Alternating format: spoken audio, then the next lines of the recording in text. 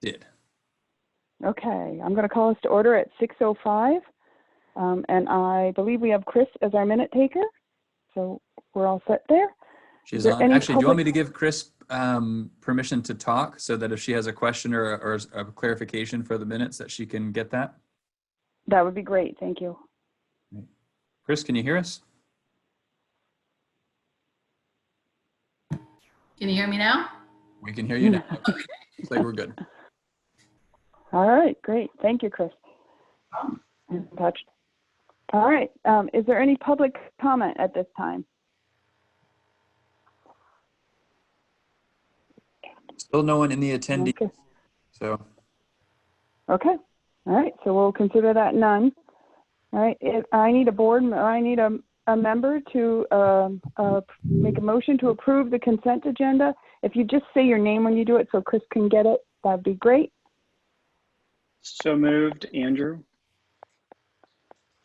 Is there a second? Steve seconds. Steve, second. All right. All those in favor of approving the consent agenda, please say aye. Aye. Aye. Okay. All right. So we'll move down to the executive limitations monitoring report. And we have an action item to accept the monitoring report for 2.2 treatment of staff. Is there a motion to accept the monitoring report? So moved, Sarah McLean. Okay. Is there a second? I second, Andrew. Okay. All right. Any discussion?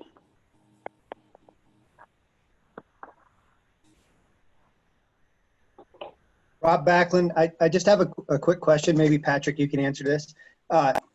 When you sent out the feedback, are there also open-ended questions where people can offer specific anecdotes versus a 1 or 4 point system? Yes, there are. And so those questions are, I can read them to you. And because they're open-ended, we get a range of responses to those, and oftentimes there's identifiable information in those responses. So historically, I haven't shared those responses publicly. But the questions are: what do you perceive as relative strengths of the person? So administrator, basically, but by position. So superintendent, assistant superintendent, principal. And what do you perceive as areas in need of growth? So those are the two open-ended questions that are in there. Thank you. You're welcome.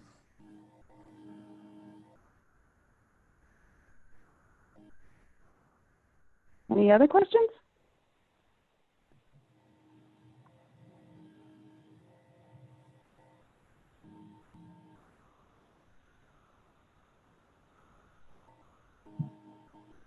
Okay, let me see if I can pull up my worksheet to ask you the questions.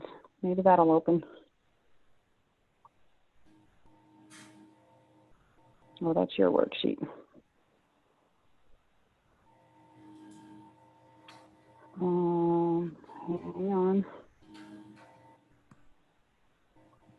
Oh.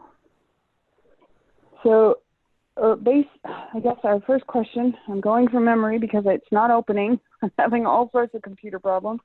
I have it if it's helpful, Don. Oh, you do have it? Have it open if you want me to ask those. That would be great. Sure, that would be great. I have to go from memory, and I'm trying to get somebody to come help me.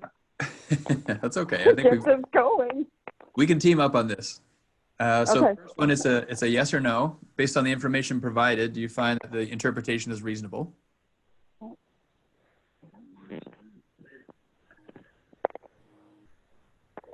Is this a thumbs up? Krista, can you see if there are thumbs? Yes, I see thumbs. Okay. Enough thumbs. Okay. Okay.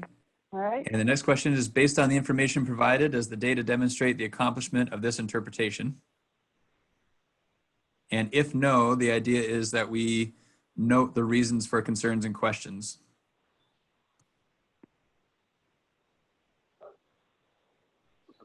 So is that, all right? Thumbs so again. Thumbs again? Okay. Yep. And there were, no, I'm not hearing any other comments other than Rob's question. Okay, so all those in favor of accepting the monitoring report for 2.2 treatment of staff, please say aye. Aye. Aye. Any opposed? Any abstentions? All right. On to the financial report. It's an update and it was in your packet. Any questions regarding the report?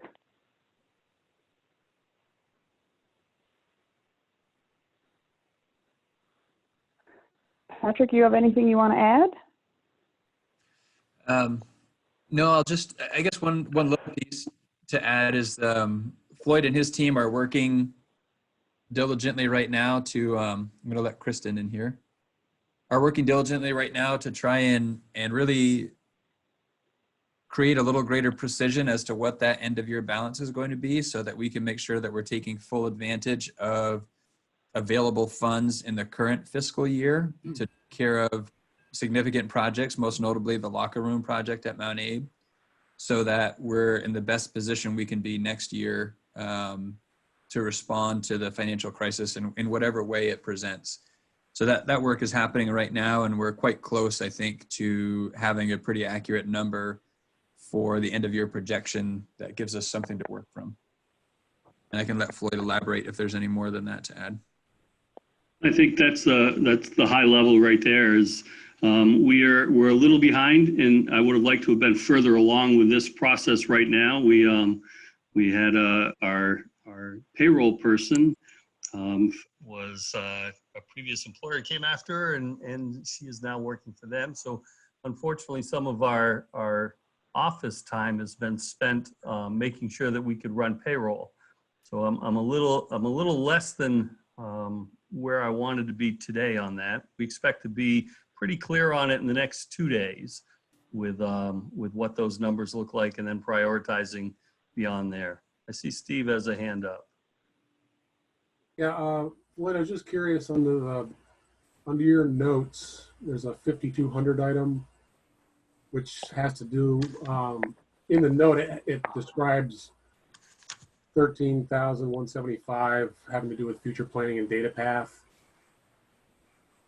And then if I look back at the detail, the 5200 number actually has an amount that's almost double that.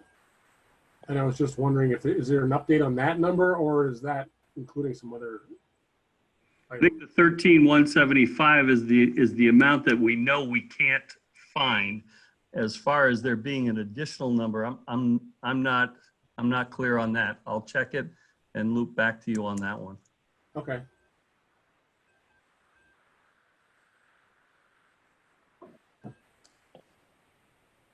Is there anyone else with a question? I Looks have a like Dave question. does. Yeah.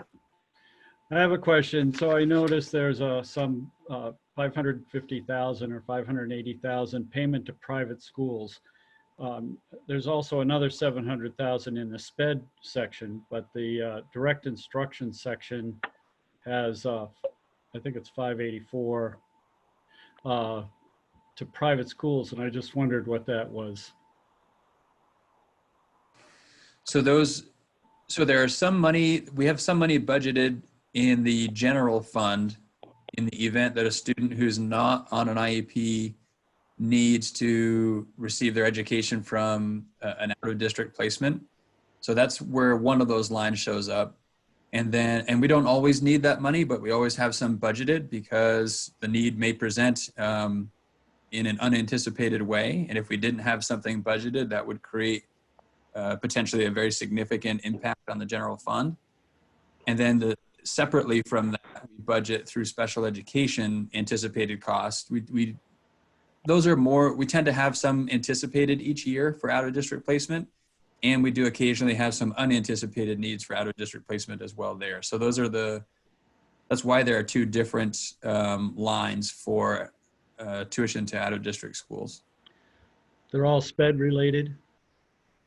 Not all. There are some students that are not in special education or on IEPs that may need out of district placement. They tend to be far rarer than students that are on IEPs, just because typically when that level of support's needed, there tends to be some sort of a qualifying reason, and the student's usually eligible for special education. But there have been times, infrequently, I would say one student every couple of years that needs that level of support. Thank you. And those price tags can be pretty hefty, which is why they tend to be pretty big numbers. You know, it's not at all uncommon for a cost for out of district placement to exceed $100,000 per student. So even if you're budgeting for the potential of a couple of students, it adds up to big numbers.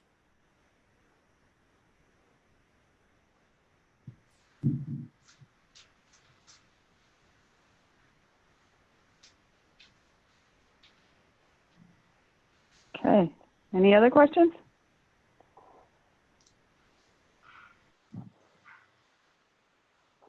All right. So our next update is community services during COVID-19. And before we get started on that, Patrick, I had asked our student reps if they'd be willing to join us and just kind of, you know, hear from them how things are going and all this. I can't see who's on, but I think Hannah should be there. Both Hannah and Bella are here. Awesome. So, you know, maybe give them a chance to tell us how it's going.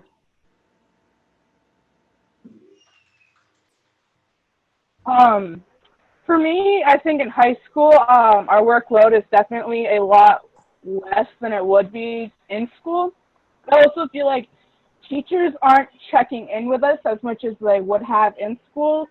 I have teachers from middle school that I talk to, and they get back to me in emails that my high school teachers don't get back to me in.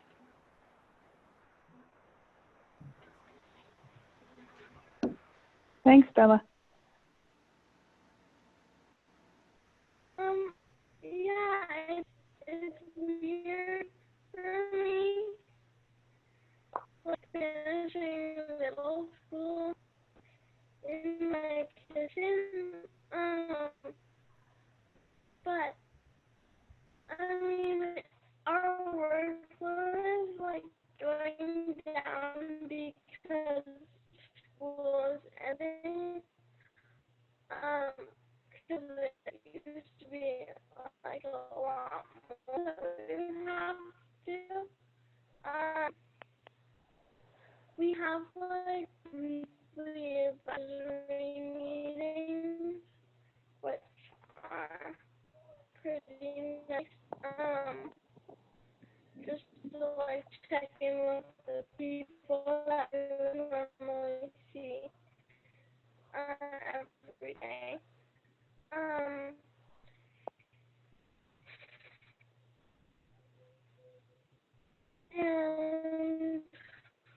we have some like group Zooms, but we don't like have like actual classes every day. And I kind of like the flexibility piece of it because, like, you know, I'll do sport in the morning, you know, go outside, whatever. But we don't do like all day. But yeah, it's kind of difficult because, like, if you have a question about something, you have to like email your teacher and not like right there in the classroom to help you. Hey, Han, can anyone else hear her well, or is it just Hannah? Hey, Hannah. I think there's a lag with the voice. Yeah, I'm going to come down, Han, because you're really laggy. You guys can move on, but I can go. Hold on. I'm getting bits and pieces, but yeah, tricky. I think if I go downstairs and sit next to Hannah and she talks into my computer, she could maybe share a 2-second version of what she was trying to say. Would that be okay? Absolutely, yes. Okay, hang on 1 second. Please.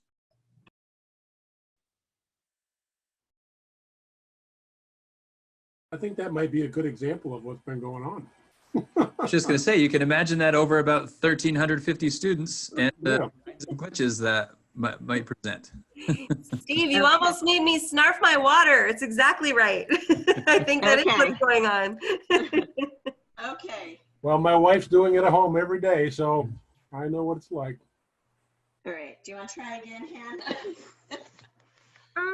Is this better? Can you guys hear okay? That is better. If she can just speak up a little bit, that would be helpful. Nice and loud. It's weird. Like finishing middle school in my kitchen. Because it's not what I expected to do. And it's a little harder because like when you have a question, you have to email your teachers, and but our workload is definitely like less now that the school year is like starting to be over.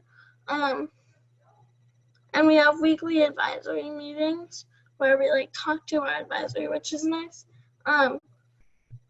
What's been the hardest? What's been one of the hardest things? I guess not having the teachers like right there. Yeah. Especially for math. Like math is really hard remotely. Because it's not my strong suit, and it's like you don't have the in-person help that you're used to. What's something that's been going pretty well with the remote learning? I guess grammar, like we're doing a bunch of grammar in core right now, and that's pretty easy because that's what I'm good at. but yeah, I kind of have mixed feelings about the whole thing. If there's one thing that you would want to continue from remote learning when school's back in session, what would it be? And it's okay if there isn't one thing. And Isabella, I'm curious your thoughts too after Hannah shares. I guess, I mean, I like that we do like school. Well, I do schoolwork in the morning, and then I get off, and then like I'm usually done for the day, and I get to do other things. And I like the flexibility piece, I guess. I don't know if that's considered like remote learning, but. No, that's helpful for sure. Thank you. Bella, how about you? I definitely like that I can pick my own schedule and what classes I can do. I've been doing one class a day within the week, and I still get everything done on time, and it's been easier to deal with stress. Great. Very helpful. Thank you. Thanks, guys. Does anybody else have any questions for either of them?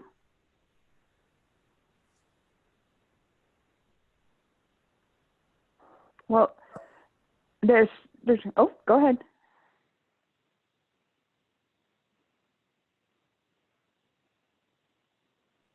I'm not seeing anyone with questions for him, Don. Okay. Okay. They are Dave certainly has a welcome question. to. Oh, okay. You're muted, Dave. I do think it's a profound question to consider what will education look like after COVID-19. And the feedback from you students is really important in terms of what was really successful that we could continue in, and I think that's what the superintendent was getting at when he asked the question, that we should continue to do after COVID-19, and what should we discontinue? Yeah, go ahead, Katrina. I just wanted to add that, you know, now that we know when the last day of school for students is going to be, that the principals are spending a good deal of time thinking about ways in which we can use that last week, which is essentially 3 days, to collect some very poignant reflections from students in some more formal ways so that we can hear all voices as much as we possibly can. And also, for those of you who don't know, we did send a family survey out last week. The due date for collecting responses is this Friday. To date, we have about 350 responses, which I think is amazing. So for a survey that I've ever put out. So the admin team will be going through all of that data as well to kind of inform us about exactly this question. What from this experience might we actually be able to learn from moving forward? And what do we definitely want to improve upon should we find ourselves in this position again?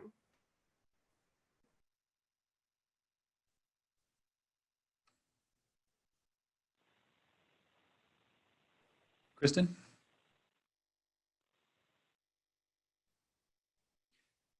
So Kristen, you're not muted, but we can't hear you. I'm not sure what that's all about.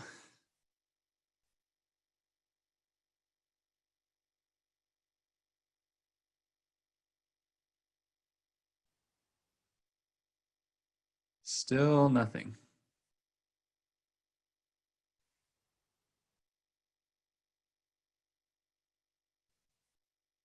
I think we lost Kristen for a minute, but Caleb did put his virtual hand up and Andy has her hand up.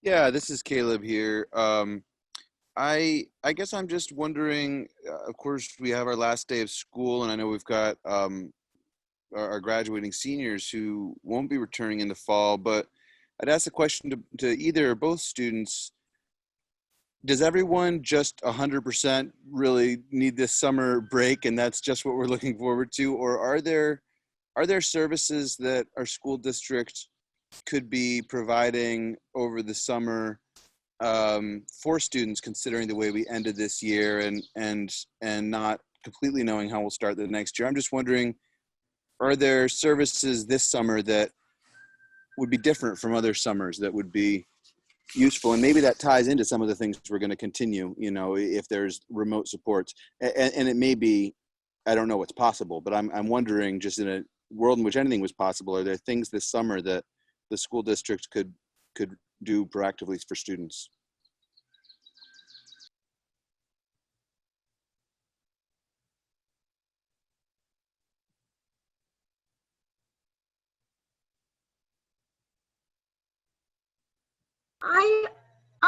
I feel like, and I think I can speak for at least my other middle schools, my fellow middle school students. But for me, like the first couple of months of remote learning were like, okay, so like, I'm gonna have to get used to this. And it's like fun. Now I'm kind of done. And it's like, it's weird. I mean, I don't know, for me, like, my grades are pretty, like, still pretty stable, during, like, this whole remote learning thing, but maybe, things for people who are still struggling in different areas, because I know there's some kids who, still struggle in different areas, so I don't know, but, for me personally, I'm kind of ready to be done with school.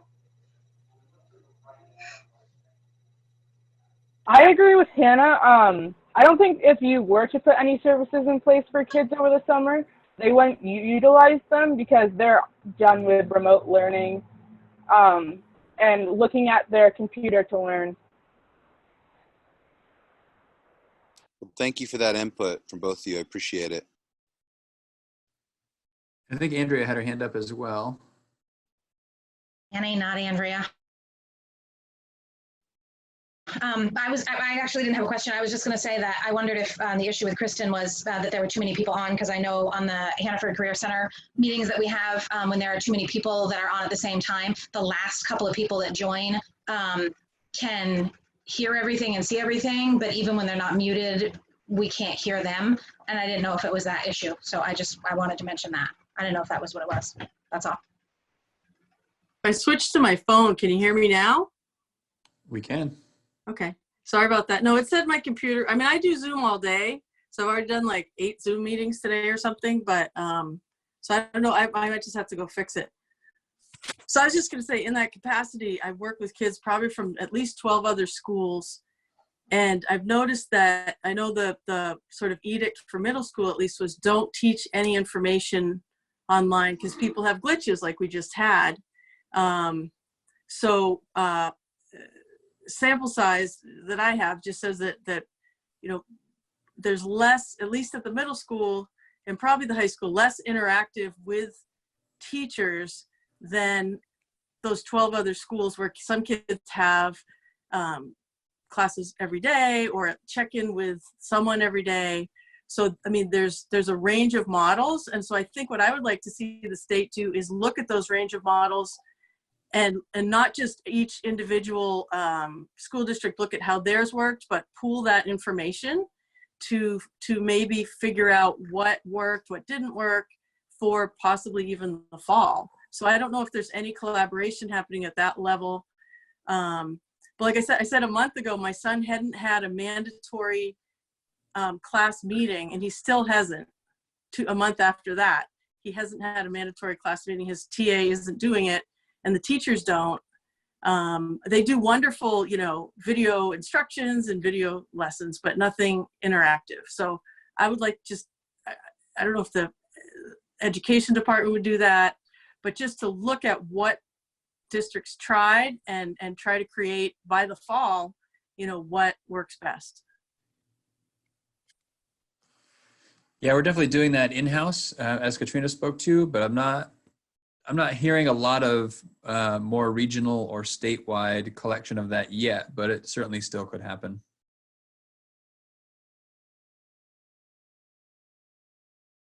Oh, Katrina has something to add, it looks like. I lost my hand. I was raving, whatever.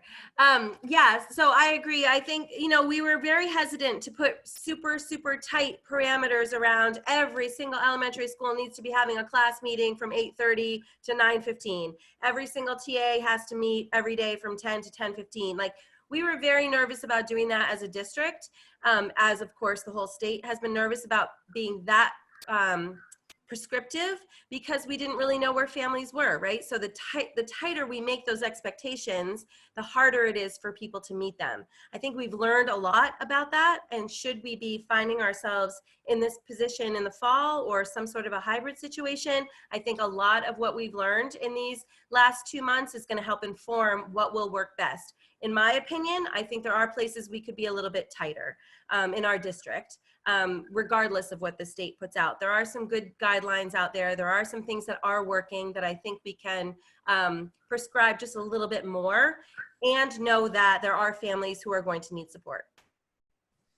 And some of those families are employees, right? Who have children at home that are trying to, you know, instruct online while make sure their kids are doing what they're supposed to do. And that's part of what makes it challenging to be super prescriptive, because it won't necessarily work for everyone in their individual circumstances.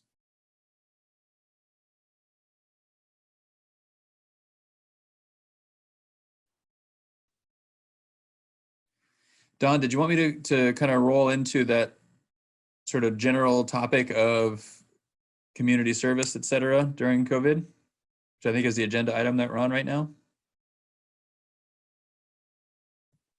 Oh, I see Rob has virtual and actual hand up.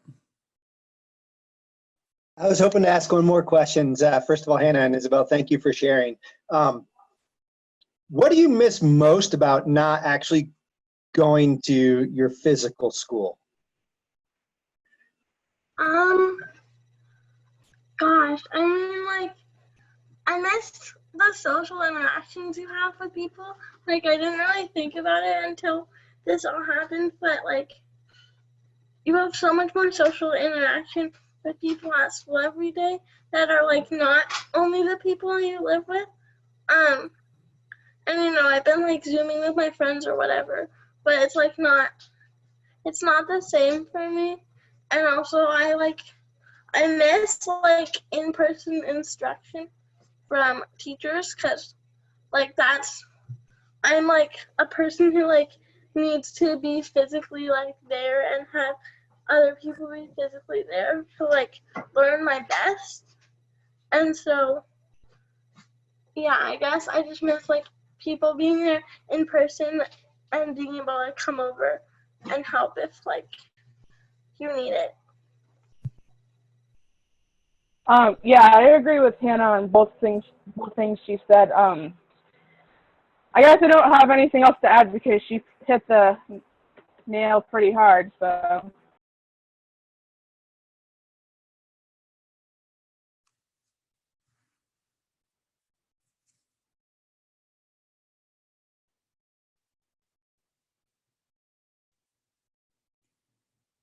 All right, Dawn, are you here?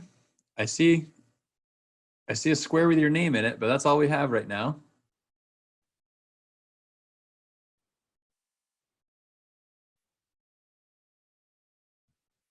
Try that. I see you're back on the phone. Are you there? Yes. Yep, I think now we have you. Yeah. Yep. I have the video, the webinar going on a computer that won't hook up to the camera, and I'm listening to you on the phone. So. Okay. I think we have both going now for you. Now the phone seems to be gone. I just texted her to see if she wanted me to try to FaceTime her and kind of hold her up to the group. And I mean, it works with my mom and dad. I don't know.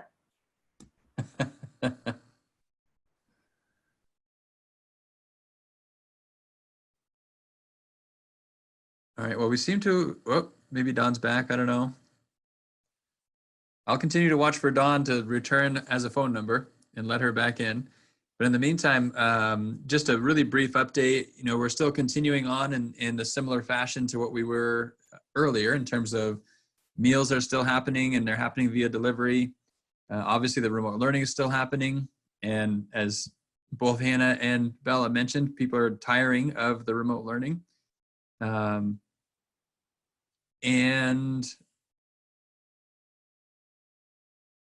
I think those are the highlights. We're continuing on with what we're doing. And there's Dawn. But Katrina, you're muted. You guys can see her, but I'm not sure she can see you that well, but. I can see it on my computer. Oh, perfect. Oh, great. All right. So they can see you if I hold you like this. I might have to translate like, again, with my mom and dad, but that's all right. I'll try.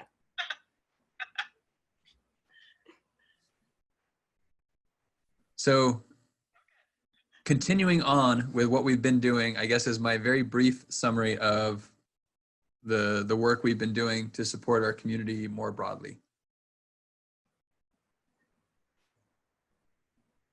Okay.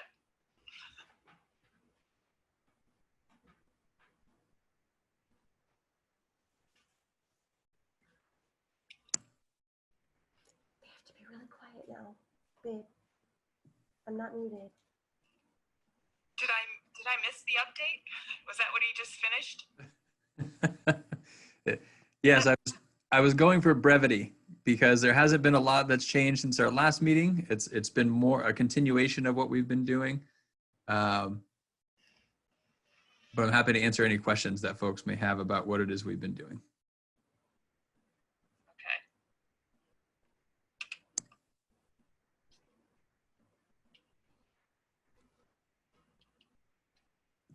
Don, did you give up on the phone?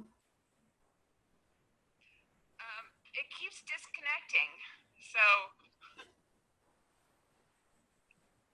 I hear something and then I have to spend a few minutes getting you all back because it just keeps cutting me off.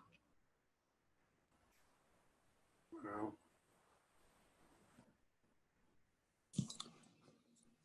Looks like Sarah has a question. I do. Patrick, are there plans to continue?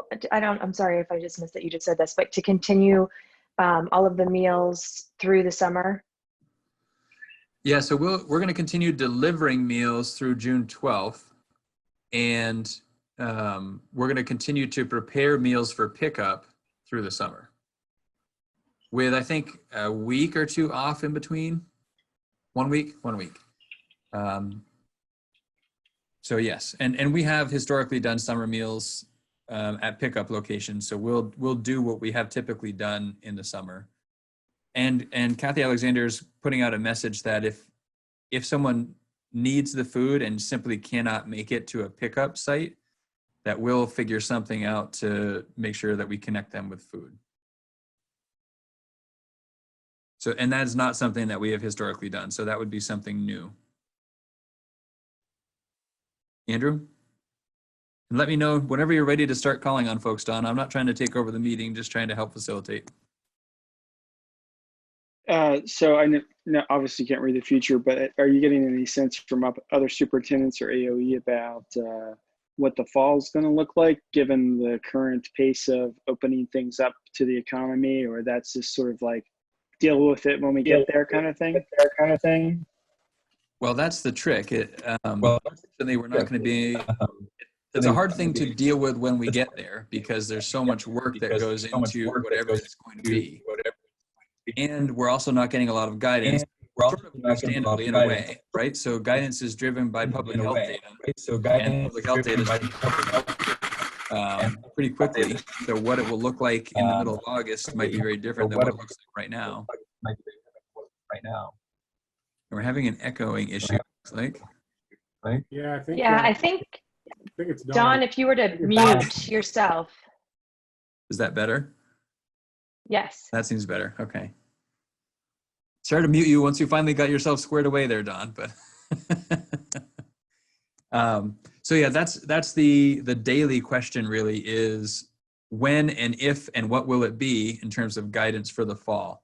So in the meantime, we're talking about a variety of possibilities and trying to have contingency plans with what that's going to look like.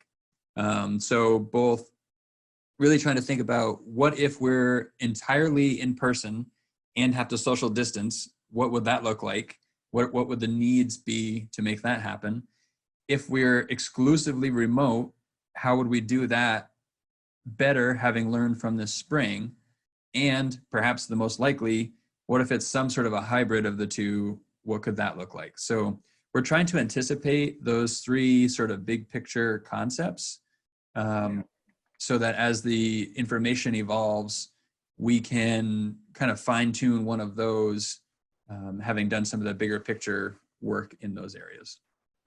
So if you're not given a lot of guidance, then I'm assuming that internally you're having to sort of establish somewhat of a deadline, a date where you have to commit to moving ahead with a certain model and using other models as backup.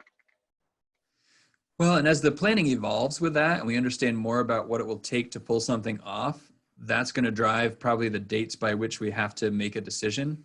And this is not unique, obviously, to MAUSD. This is a topic of conversation on our regional superintendent calls twice a week. So everyone recognizes there is a point in time by which we need to know what we're doing so that we can get it ready. And unfortunately, and this is going to be the challenge, right? So the public health data that we want to make decisions based on may not present itself in time to put together whatever plan is necessary to be ready for the fall. So that's the sort of dance that's happening right now as we try to figure this out. And the reality is it becomes more difficult to pull together the entire faculty and staff after June 17th and before the end of August, right? Everyone's schedules change. People may have summer jobs, like just the availability of everyone changes significantly. So it's hard to do that planning in those months when we may be getting information. So that's why our plan is this spring to engage in some high-level planning so that over the summer, as information evolves, we can lean on some of our teams and our structures that we've built to take that high-level planning and work it out maybe to a finer level of detail as we get that information and as we head toward the fall. And we're just in the early stages of that right now. Mostly at the administrative level, with some input from a few employees, and this will evolve into bringing more and more employees into the fold as we put some structures around how to engage in that work.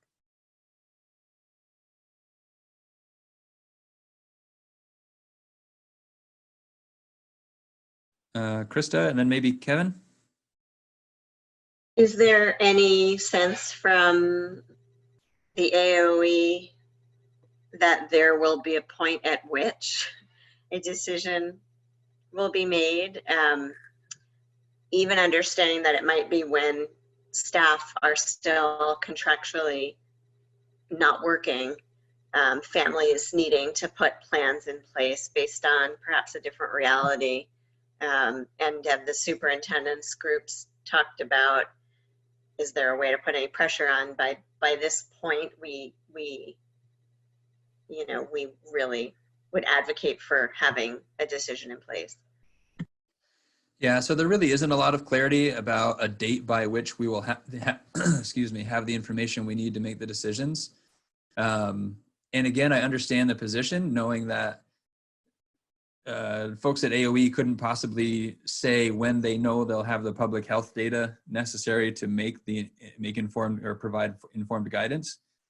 And yes, we're talking as a superintendent's group, like, so how do we wrestle with that? We recognize as leaders of these organizations what it's going to take to operationalize any plan, whichever plan it might be.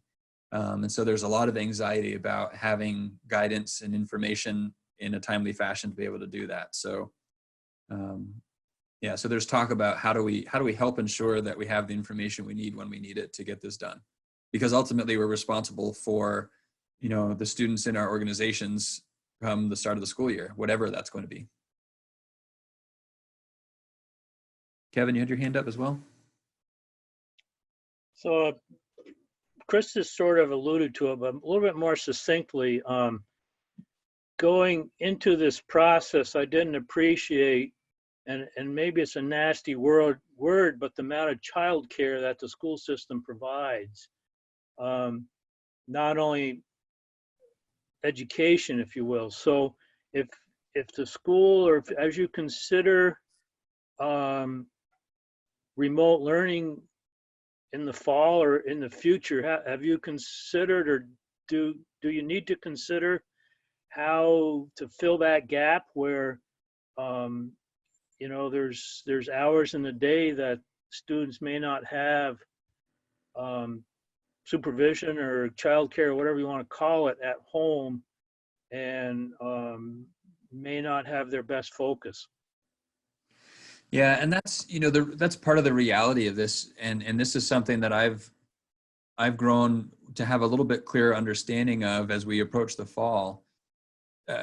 My sense is the economy cannot really restart the way I think everyone wants it to be able to restart if schools don't have children in their buildings, because until the kids have a place to go, it's going to be really hard for parents to go back to work. So even if businesses are opening, if we can't take students in, that's going to have a significant impact on the economy getting up and running. So I fully recognize our role in that. You know, it's not our primary mission as an educational institution is not childcare, but it is sort of a byproduct of our primary mission, which is to provide an education to these students. So that's not lost on me. And in fact, that was a big part of our conversation today as an admin team with specifically the elementary age students. And it was a part of our conversation with the high school level as well. I think we have to be prepared to meet the physical distancing guidelines, whatever they might be in the fall, and find a way to have especially our youngest children in our buildings so that the economy can start, right? So a junior in high school probably can be at home by themselves for some extended period of time doing remote learning with hopefully some success. Kindergartner probably can't be at home for any extended period of time and be successful remotely. So there is an emphasis, I think, on making sure that our youngest children, and the question there is, so where's the cutoff? Is it K6, K4, K5, K8, K7? Different people would have different perspectives on that, but we need to be prepared to take in as many of our students as we possibly can, following all the proper guidelines, so that we are doing our part to educate and help the economy get up and going again. And the work between now and then is figuring out So what does that look like? How do we do that? What staff does that take? Are our buildings big enough?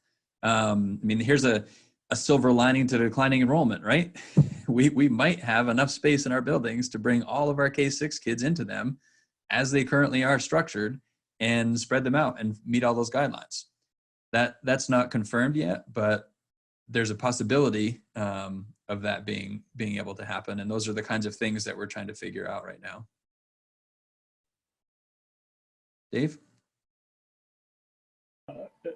I wonder, with regard to your considerations of what's going to happen next year, a concern on the part of many throughout the state has been the concern that the remote learning that has taken place thus far has exacerbated the equity differential between students of means and students without means. And is there any evidence that that has happened, that students lacking means have drifted further behind their colleagues that have means? That's one question. And then the other is the concern for special ed students, that it was going to be much more difficult to deal with the needs of special ed students in a remote learning platform. Is that part of your, I presume that's part of your discussion? It absolutely is, yeah. And I would say this was part of our conversation today too. I think generally speaking, the answer is yes. I think our most vulnerable students, and that can be defined in a few different ways, and it's probably true for almost all cases, that our most vulnerable students are the ones who are struggling with remote learning the most. It's not for sure true across the board in every circumstance. There are some students that are on IEPs, for example, that are thriving. This happens to fit their learning style really well. The flexibility that Hannah and Bella talked about really suits them well. So it's not exclusive, but I think generally speaking, yes, our most vulnerable students are struggling the most with this. So I do think there is an element of exacerbating the inequities that existed prior that we need to wrestle with. And those are some of the conversations we're having. And as we're talking even at a high level about the fall, we're talking about how do we ensure that we're meeting the needs of students that have been disadvantaged mostly by this remote learning, and how to overcome those. So that is I would say that's a primary part of our conversations pretty regularly. And we've explored lots of different options for that. You know, even if we're in a hybrid or in a remote learning situation, is there a way that we ensure that our students who are at greatest risk of not being successful in our model, do we make sure they're in the building every day, even if not all other students are in the building every day, if that's what they need to get support? Really just thinking about whatever it takes to make sure that we're supporting them the way they need to be supported is what our focus is going to be. Great, thanks.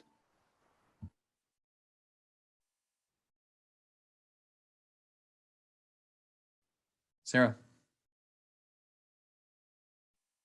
Yeah, has there been any conversations with any other organizations that we could potentially use some of their facilities, like the Lincoln Library or the Bristol Library, or just to afford us more space for the social distancing? Yeah, there hasn't been formal conversation yet, but we've discussed that in-house a little bit about thinking differently about space. For example, you know, Holly Hall and Howden Hall in Bristol. You mentioned the library in Lincoln. Like each town probably has some space that, if it were needed, could have some students and some adults in it to just to give us the square footage to get the kind of distancing. And we're actually trying to, this is tricky for everyone, but trying to shift the conversation to really use terms like physical distancing, because when school resumes in the fall, we actually want to encourage socialization. So physically we need them to be 6 feet apart or more, but we want them to socialize as much as possible, because that's a significant aspect of what's missing right now.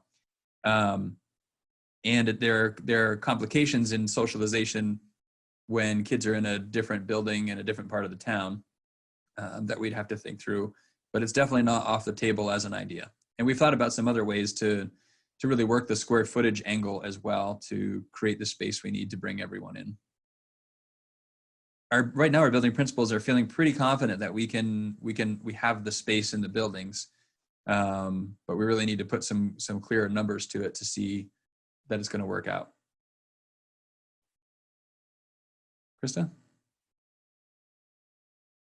I was just wondering if you've been able to capture any learning from the early or from the essential childcare program and how that has gone as far as keeping kids separate. I know it's mostly younger kids, but I bet there's some best practice, do's and don'ts that have come out of that could be useful moving forward.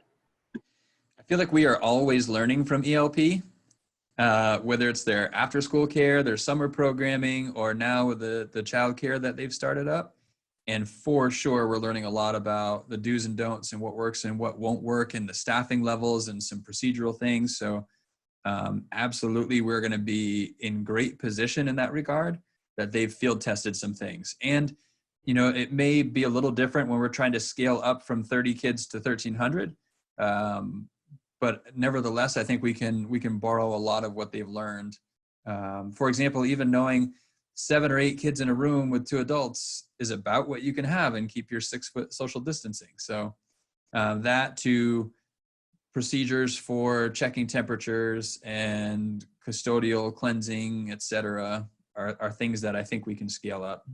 Trina, do you want to add to that? Yeah, I would just add, and in addition to some of those procedural pieces and making sure that the space and the supplies and the mask is all good, it's how do you talk to kids? How do you answer the question, like, why am I wearing a mask? Why do we have a rope that has marked out 6 feet when we go for a walk around town in Bristol, right? So how are we actually having those conversations with kids that feel developmentally appropriate, safe, and backed up by what the parents are saying at home? So I think we can learn a lot from what these folks have been doing for the last 2 months. It's pretty amazing, considering we jumped right in and kind of we're learning on the fly. We have lots of resources, and we have now this actual ground experience to be sharing with teachers. And kids can grasp the concept. I was talking with a special educator earlier today who happened to be at Bristol last week sometime, I think. And she said she had observed kids out at the playground, and she saw kids in the sandbox 6 feet away from each other. So they're applying what they're hearing and the conversations they're having and the learning from the child care setting and extending that out to the playground. And that's intentional. That's by design, right? So they're talking about, what does this look like on the playground? What if you're in the sandbox? So they don't leave any stone unturned in terms of explaining to students what it looks like in the different environments, but they're getting it and they're doing it, which is great. And they're still having fun, and they're still laughing, and they're still creating, and they're gardening, and they're building huge ships and having pirate wars. I mean, there's some really amazing things happening in that childcare that, yes, we are thinking all the time about how do we steal this and blow it up, so that we can support more kids.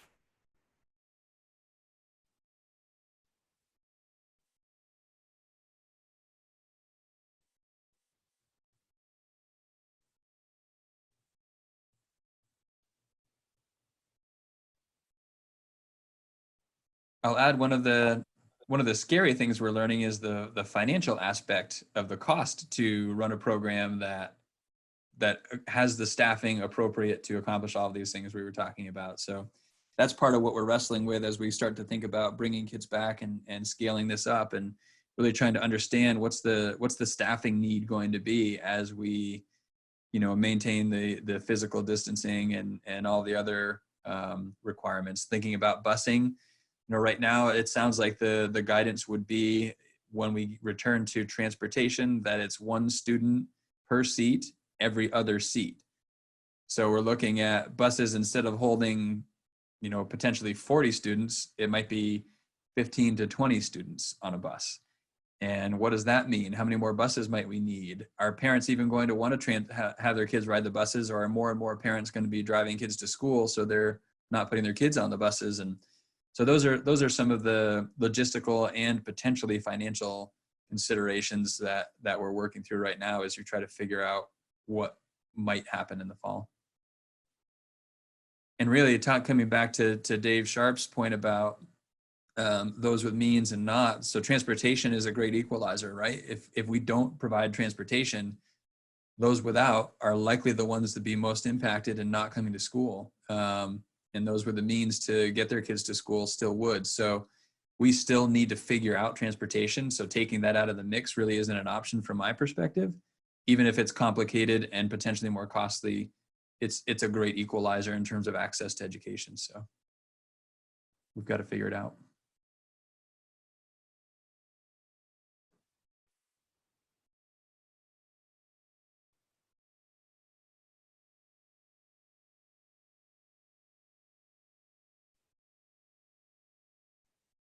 I'm not hearing any others, Don. We're seeing any hands. We're seeing any hands. Okay, I can't see hands, so I have to rely on you. I scanned for virtual and actual hands up, and I don't see any. For virtual and actual hands up, and I don't see any. Okay. All right. Then let's keep moving along down the discussion around the superintendent authority to set salaries for the administration, and then the policy references are included. Policy 2.7.3 and 3.3.3. Yeah, and I'll set the context for that. And then happy to turn that over to folks for conversation. So Don and I have been in conversation for a little while now, and this is something we've questioned for a couple of years. The past practice has been for the board to set administrator salaries, and really salaries for folks not covered by the director's policy, the collective bargain, or the either collective bargaining agreement. And that's not the practice in other places who operate under policy governance. So part of what Don and I determined to do at the end of our last meeting was, let's look at our policies and see if the policies shed any light on what the appropriate practice should be in terms of establishing those salaries. And as we did our homework and we checked in with each other ahead of tonight's meeting, we both felt that 2.7.3, which is the executive limitations language, but also 3.3.3, which is the board management and governance, both indicated that it was the superintendent's responsibility to set salaries for, really it lists a lot of different folks and the conditions under which those salaries need to be set, but that it identified the superintendent as the person who had the authority and responsibility for doing that. But because it was it's different in practice from what we have done, Don and I both felt it was important to have a discussion about that tonight, because this would otherwise have been a meeting where we would set those salaries. Typically, the way, and just to sort of talk procedurally how this has happened in the past, effectively, those other salaries that we're talking about tend to follow the collective bargaining settlements. And we just sort of follow suit unless there's a reason to make an adjustment. So if you looked at 2.7.3, I think it was there. It basically says that the superintendent is held accountable by policy to be sure that that salaries don't deviate from, it lists a lot of different things. One of the things it talks about is that it doesn't deviate from the geographic sort of range of salaries that folks might expect for those positions. And so when we find that there's a position that is not consistent with what salaries for the position are getting in the geographic area that we're in, then those have been the times when we have not followed the sort of path that's led by negotiations and strayed from that and offered something different. So that's sort of the story behind this agenda item. Maybe now is a good time to turn it over for some discussion, questions, etc.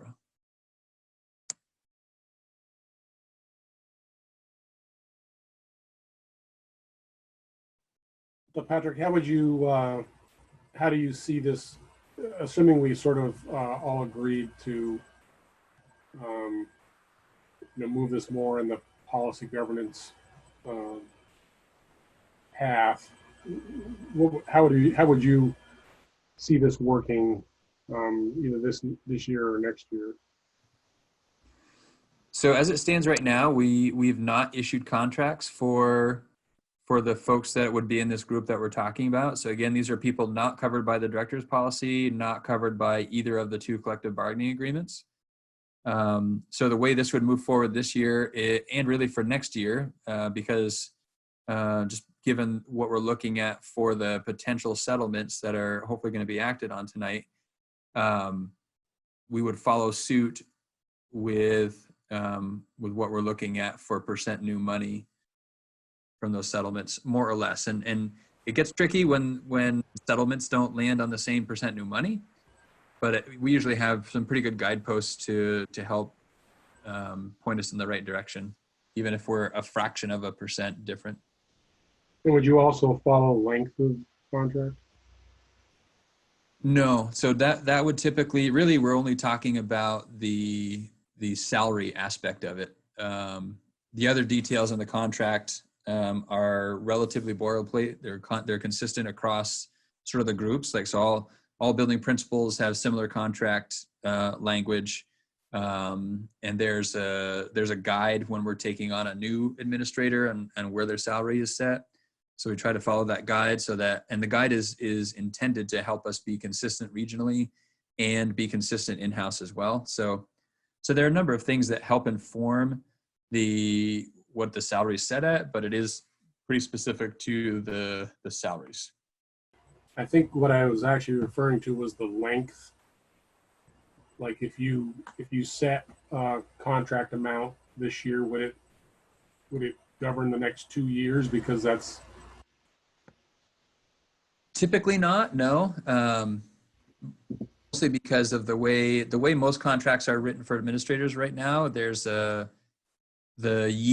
first year of that contract is set, and then there's language that says that the salary would be not less than that year, than what that salary was set at, but it doesn't articulate specifically what it would be. And that just leaves it open because our administrators all have 2-year contract. I think all have 2-year contracts, but they're in different stages of that 2-year contract because of their hire date. So they don't all end their second year in the same year because of that staggered hire date. But they do have 2-year contracts, which is fairly standard across the state to have a 2-year. But theoretically, you'd have the discretion to either shorten that or lengthen that depending on the particular administrator. Exactly. Yep. Administrator or circumstance. Again, as we're coming into some really uncertain times, to have that flexibility to set contracts in a way, because again, there's other policy that states that I don't, put the district in financial jeopardy, et cetera. So maintaining some flexibility in terms of the length of contracts to position us to be able to do what we have to do in these uncertain times and talking about facilities, et cetera, becomes really important down the road.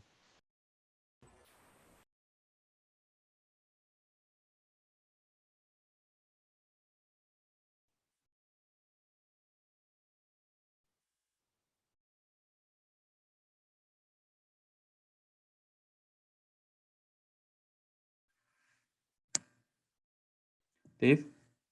I can't support such a process. I feel pretty strongly the evidence statewide is that, and I've said this before, I apologize if I sound like a broken record, but Vermont is an outlier in costs for district administration and in-school administration. And I think that administrators typically do a pretty good job, a very good job of managing staff that are under them, but not such a good job in managing the costs of their own office. So this, I couldn't support this. I won't support this. And it would be important to note the interpretation right now of policy as it's written is that it is the superintendent's authority to do this. So if this is not what the board desires, this would necessitate policy language change. just procedurally in terms of how to go from here.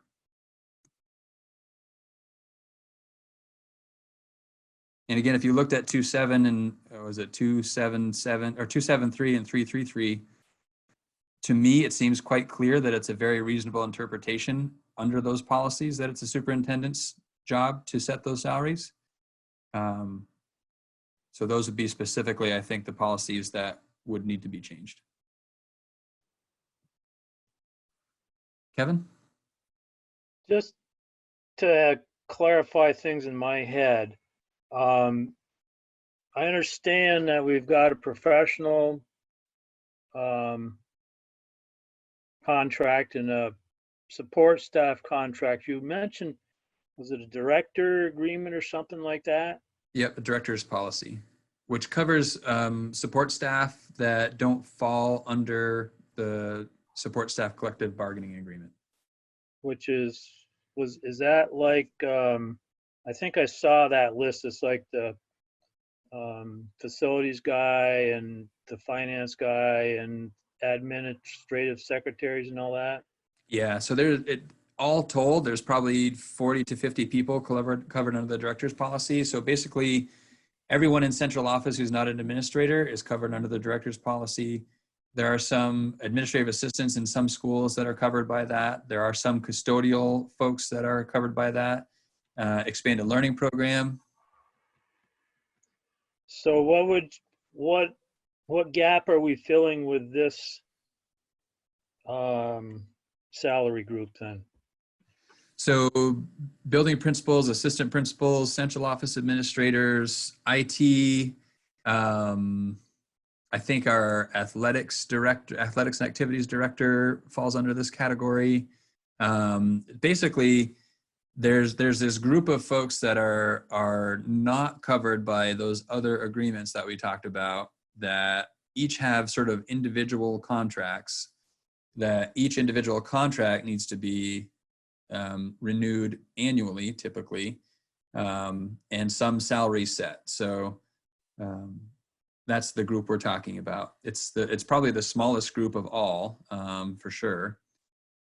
I'm hesitant to even wager a guess of how many people we're talking about, but it's not a large number of people.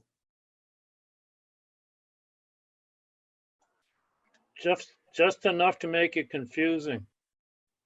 Yes. You would think with 3 different agreements that would cover everybody, but unfortunately it doesn't.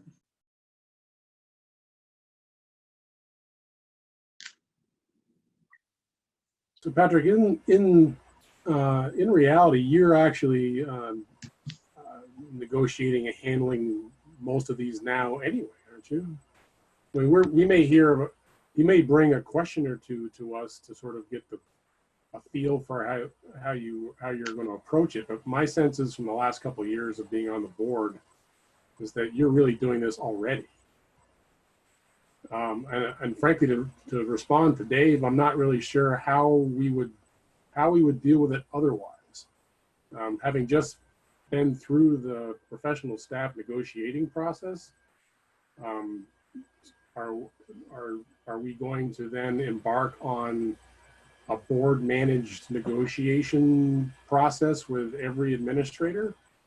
I'm not sure I would be in favor of that. And historically, the way it has played out, so the last few years on some agenda, typically in that sort of April, May range, the board has, perhaps in a consent, I have to go back and look, approved, we maybe even put this specifically the percent change for folks, or when it was time to make some sort of an adjustment, I would bring sheets of paper to sort of explain to the board the justification behind an adjustment to a salary, and they have been approved. I can't think of a time when it hasn't been approved, because there's usually good reasoning and evidence behind the decision. And in talking that through with Don, just saying, so it seems, it just feels, like it wasn't fitting within the realm of policy governance that I'm doing that work to basically convince the board that what I think ought to happen is something that should happen, which feels more like means than ends, which is what prompted us to go back into policy to see, what does policy say? Does policy say that I should be doing this, or does policy say the board should be doing this? And our interpretation was that the policy suggests that it should be the superintendent. Kristen? So Dave, I guess my question is, Don, I guess you would have to ask Dave, is he saying that all those people should not get a raise this year? And I wonder how that would affect retention. I mean, we see what happened when our payroll person left. You know, someone that's, any organization knows that when someone's trained and you've put years or months or whatever of training into people, that that's worth a tangible amount of money. So if people leave because they don't get a raise, then you have to do the training again. And so what's that ad that says, you know, priceless, right? So having a good employee that stays for a long, long time is priceless, right? And so I guess if someone, I know I'm not supposed to talk directly to other people, but is Dave proposing that there's no salary increase for that amount of people? And I wondered also if anyone does know what number of people it is, I think that would help with scale. Thank you. It's probably approaching 20 if I were to sort of put a guess on that.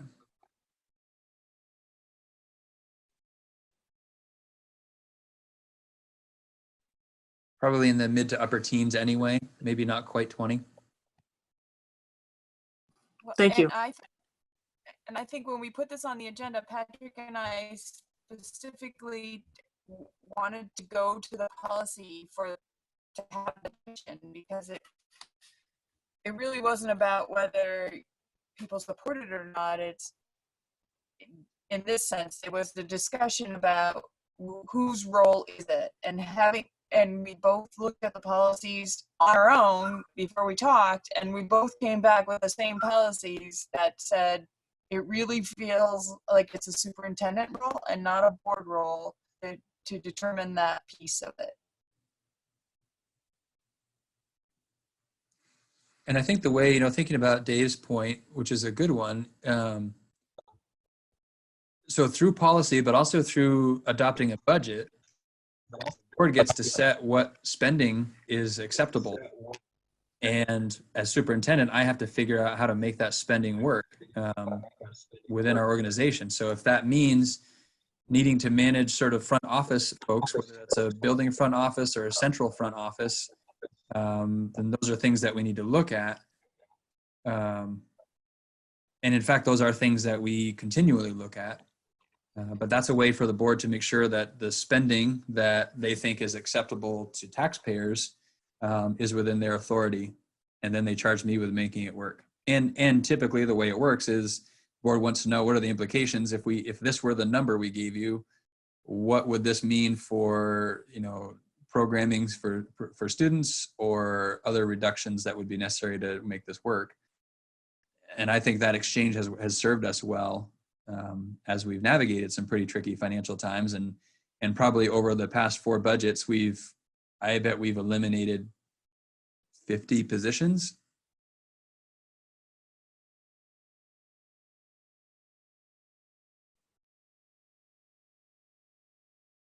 So at the risk of responding to another board member, please censor me if I'm speaking incorrectly. But I would say my concern is not the pay of any particular individual, but the number of individuals that are on a staff has been the evidence that I've seen sitting on the House Education Committee. I would ask, what is the problem with the system the way it works right now, with the superintendent bringing a proposal to the board for the board's approval? Has that been problematic in the past or currently? I would say from my perspective, it's been at least cumbersome. And part of the challenge, and this to some extent, I suppose, applies to negotiations as well.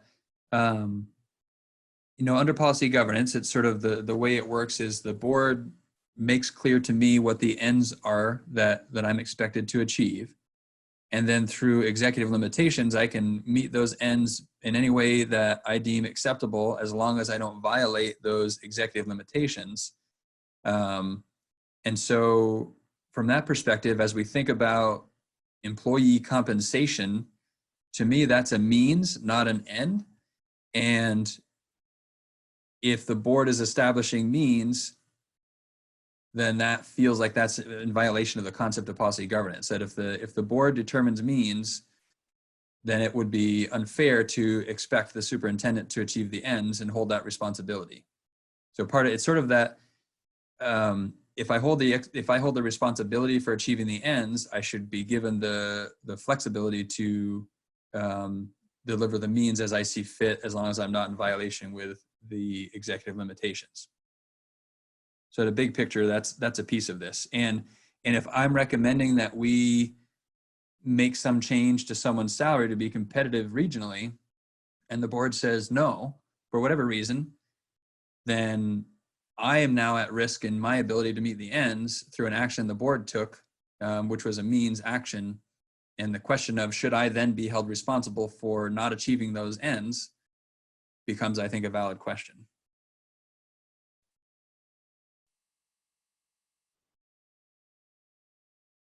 Want me to keep calling on people, Don? I don't know if you're still having technicals. Andrew? So Don, is this just basically a thumb or a straw poll about like we're fine with the interpretation as it is that the superintendent sets salaries for those folks? It's more about whether it's a discussion to know, like, are we all still in agreement that that's the correct interpretation, or should we be looking again at the policy to decide it's not the interpretation and maybe we should look at the policy and like maybe our policy isn't clear enough. Okay, because it sounds like the policy is pretty much clear that the superintendent, that's his role, and it seems like just from a larger overview of policy governance is like if we start getting into that, then it sounds like we have some questions about the policy governance model as a whole.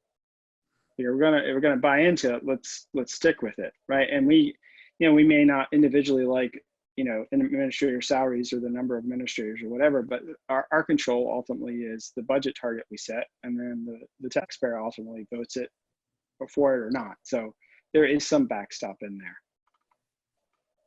So I'm fine with moving ahead as is. Steve, and then Caleb has his hand up. So also there's just the matter of logistics and fairness. I mean, if you're bringing a couple of people who you need to renew to us kind of as an ad hoc way, what do you feel about this? But you're not bringing everybody to us, then that's not consistent. That falls under this category. And if we were going to move in the direction of the board taking more responsibility for it, then we would need to instigate some kind of process, I think, that would be like what we just went through with the union representative groups. It's a little bit strange in that the same discussion possibly could happen with those union represented groups.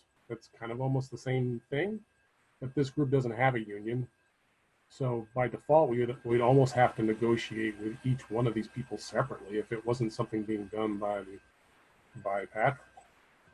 And some of this is a rub between statute and policy governance, right? So as Val has stated in the past, and Val's maybe not a name that is ringing familiar to everybody here, but I bet most people, Val Gardner, well-known, well-respected educational leader in the state of Vermont, a real guru of policy governance, and has supported this board for many years in its growth and implementation of policy governance. I can remember Val saying that in purely policy governance, the board would have no role in negotiations, but we happen to have statute that says that it's a contract between the Board of Education and the teachers union, the local union. And so that's what brings the board involvement in. but a large part of negotiations for those that haven't been a part of it, there's a heavy lean on Katrina and I as representatives of the organization and as employees to the board to bring that knowledge and facilitate those negotiations. So that's the way we've handled negotiations, to be compliant with statutory requirements, but also to reflect the realities of sort of operating the organization. Yeah, I'm trying to remember. I mean, Don, you have the historical knowledge, and probably Kristen and others who had been on the board way back when, right? When before policy governance, or when only some schools were employing policy governance, how were these admin and director contracts talked about at the board level? Back then, I mean, there was the union negotiations, and then there was the board of directors policy. That was it. So way back when Evelyn was there, she handled it all, came and said, these people are working just as hard as the union people, and there was this sort of discussion, and everybody got the same. And as the union spread out more, like, it opened more holes where people weren't considered part of that group, or a couple were at one place and they weren't at another. So it just became where everybody else landed, and we treated them all the same. Right. So even before my point, thank you. Right. So even before my point, thank you. That was checking my memory, because I feel like even before full-on policy governance, it was still the superintendent's recommendation in terms of how to handle the contracts for the admin/directors who didn't fit in any of the collective bargaining agreements or the director's policy. Caleb, I see your hand is still up.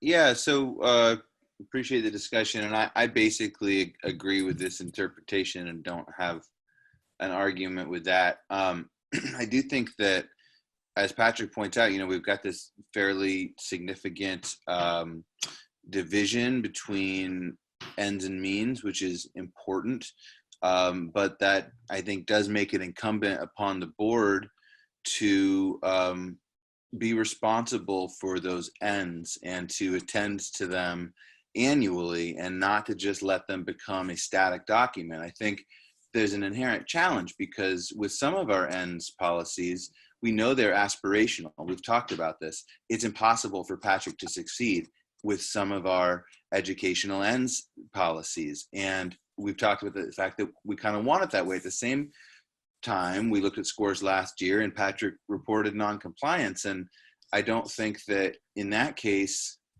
we want to weaken our ends standard necessarily. We also don't want to have our superintendent feel constantly out of compliance with that very core educational ends policy. Now, this one is a little different, is a little bit more logistical, but I think that it's, like, as I say, incumbent on us to look at our ends policies as a living document and say, well, which of these policies do we know are aspirational, and which of these policies are not aspirational? They are the letter of our expectation, and to measure them differently. I don't have an easy answer for that, but I think that when we feel like we're banging our heads against the policy governance structure, I tend to come back to, we've got to get more fluency with our side of the equation, which is the ends, and not as a way of beating Patrick or any of our administrators over the head with those things, but as a way to bring clarity for ourselves and for our constituents. So I just throw that out there. And I certainly appreciate that, Caleb. What was coming to mind for me as you were talking just now, if I think about just in this meeting tonight, the time we've spent talking about the work that's happening that's sort of means related around COVID-19 and remote learning and what the fall looks like, and now about this administrator's salary, I struggle to remember a meeting where we spent even this much time talking about the ends since October, when we had the ends policy monitoring report. So that just that idea of freeing up board time, which is precious time, from conversations around means to enable the board to focus on the depths of the ends. The depths of that ends policy are great. And I think that would be a place where the board would do well to spend a lot of its time. Krista, I saw your hand up. Yeah, I think Caleb probably said it more eloquently than me, but I was thinking when we get mired in these sorts of means conversations, I think sometimes it is a symptom of the board feeling like we don't have a big enough grasp on the connection to the ends, or perhaps we're hearing something in our community values that we're not sure where the connection is. So it's not that we want to make those clearly executive decisions for you or for whomever is the superintendent, but that we are lacking the confidence in how that relates to the bigger picture at the end of the day. And so I think that is our challenge in our work, and maybe it, our ends monitoring is, not necessarily as robust as we want it to be in certain areas. I think that's a great point, Krista, about the community values. And I'm thinking about the tool that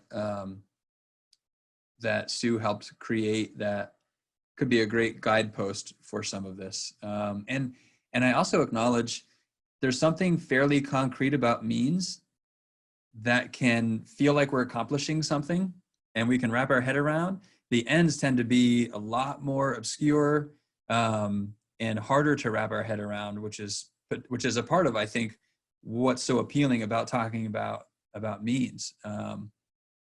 So I appreciate that. I acknowledge that. It would encourage us to focus more on ends, because that's ultimately, at the end of the day, what matters. I agree. Krista has her hand up. Oh, sorry. If I could just add one more thing, I think, it's less satisfying sometimes to talk about the ends, but I think we also feel a responsibility to our community if we,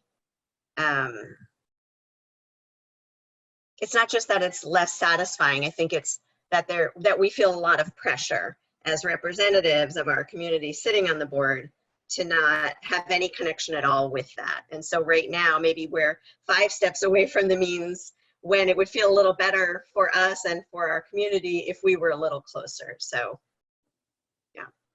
Sure. I mean, I'm dying to interject only because, Krista, when you were on my parent advisory group at Bristol Elementary School, we had these conversations. What takeaway statements or factoids or celebrations can you as board members hold on to, that when you bump into somebody on the street, I mean, I know we're not bumping into anybody right now, but when you are with people, you have like something to hold on to that you feel confident you can say, right? So what are some of those factoids? Like, we're actually working really hard on XYZ, and you feel confident about saying that.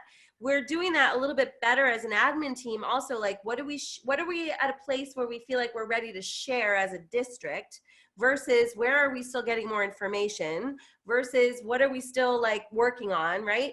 But I feel like even back then when you were on my parent group, we were really looking for some statements that you as a parent, or now as a board member, you had something you could like, just something you could hold your hat on, right? You'd hang your hat on.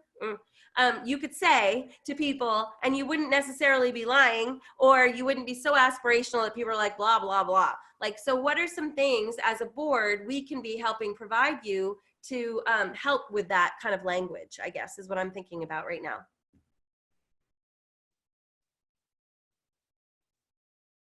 Don?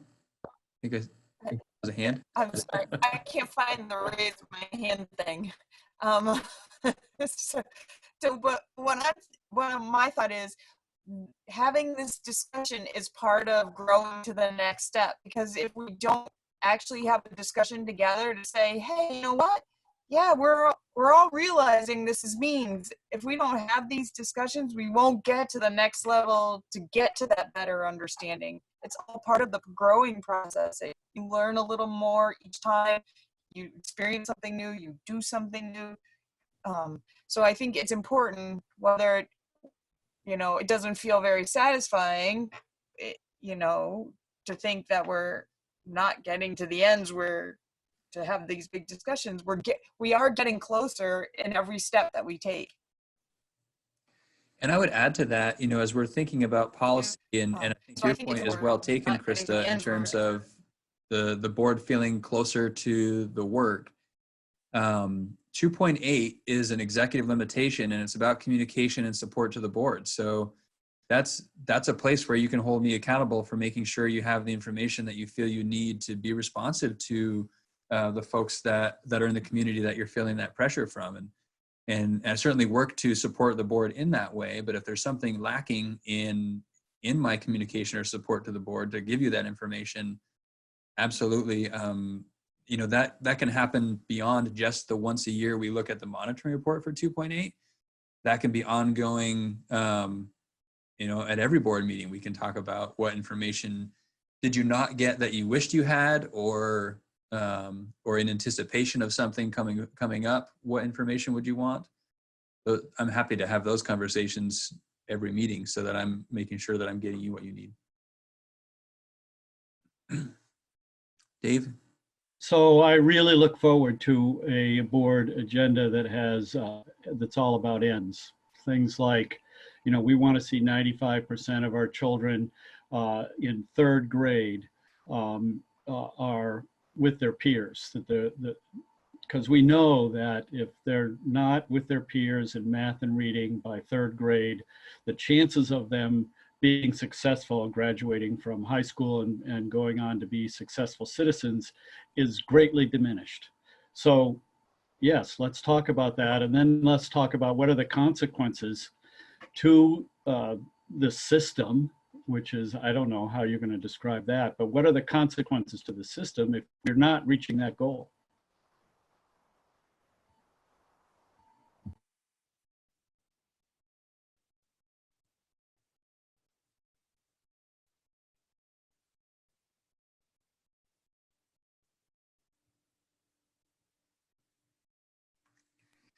So can I do a clarity check?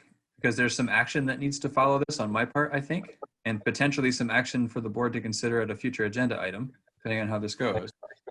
As I understand it currently, my interpretation is that this is my authority to set these contracts that we need to do before the next board meeting, because it's that time of year and they're not currently set, and that I have the authority to do that. And the board has the authority to change that authority through changing policy. Is that an accurate read of where we sit as of right now?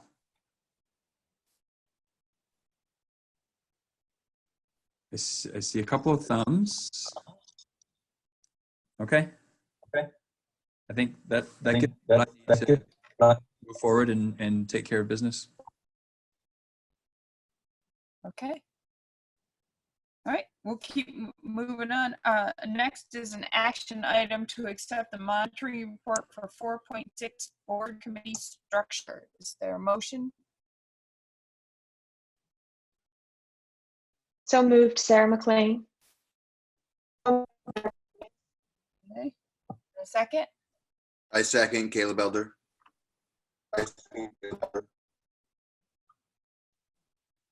Any discussion?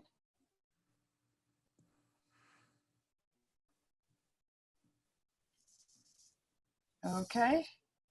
So let me ask, I don't see any virtual hands. I can't see them so in person. So if somebody's got a virtual hand, somebody has to tell me.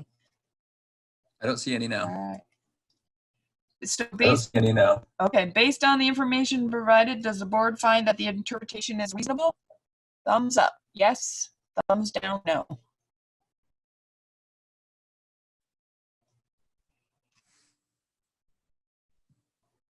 Can you tell Patrick? I can't see anything. I saw thumbs. I did not see any thumbs down. I saw thumbs. I did not see any thumbs down. Okay. I do see one thumbs down. Sorry. Oh, I do see one thumbs down. Sorry. Okay. Okay. Based on the information provided, does the board find that the data demonstrates the accomplishment of this interpretation? Thumbs up for yes, thumbs down for no. I'm seeing hands raised. Thumbs up. I don't see any thumbs down. Okay. All right. So all those in favor of accepting the monitoring report for 4.6 board committee structure, please say aye. Aye. Aye.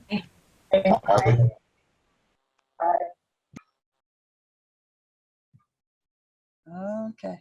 All right. Next is an action item to determine the date and location and possible topics for the retreat agenda. It is possible for the dates that we'll do a doodle poll, and unless there's an objection, we could start with our usual month of August.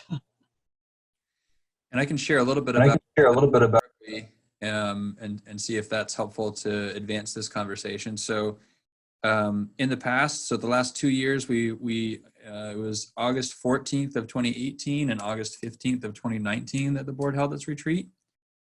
So if it feels like that window of time, more or less, is working well, then we can work to put out a doodle poll for that week, landing somewhere probably around that August 13th date. August 13th is a Thursday. I'm assuming we maybe want to avoid a Monday or a Friday. I think we've tried to do that in the past, kind of pick a middle of the week kind of time.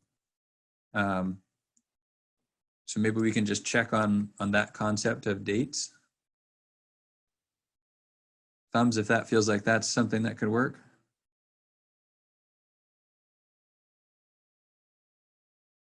Okay, more or less. I don't see any thumbs down, at least. So we'll give that a shot. Location, we've been at Zeno Mountain for the last couple of years. I feel like it's worked really well for us from my perspective. And obviously the big question this year is, do we want to attempt an in-person social distancing style meeting, which is possible, I think, at Zeno, given the space that we have there? Or would you want a virtual sort of Zoom kind of retreat? Annie?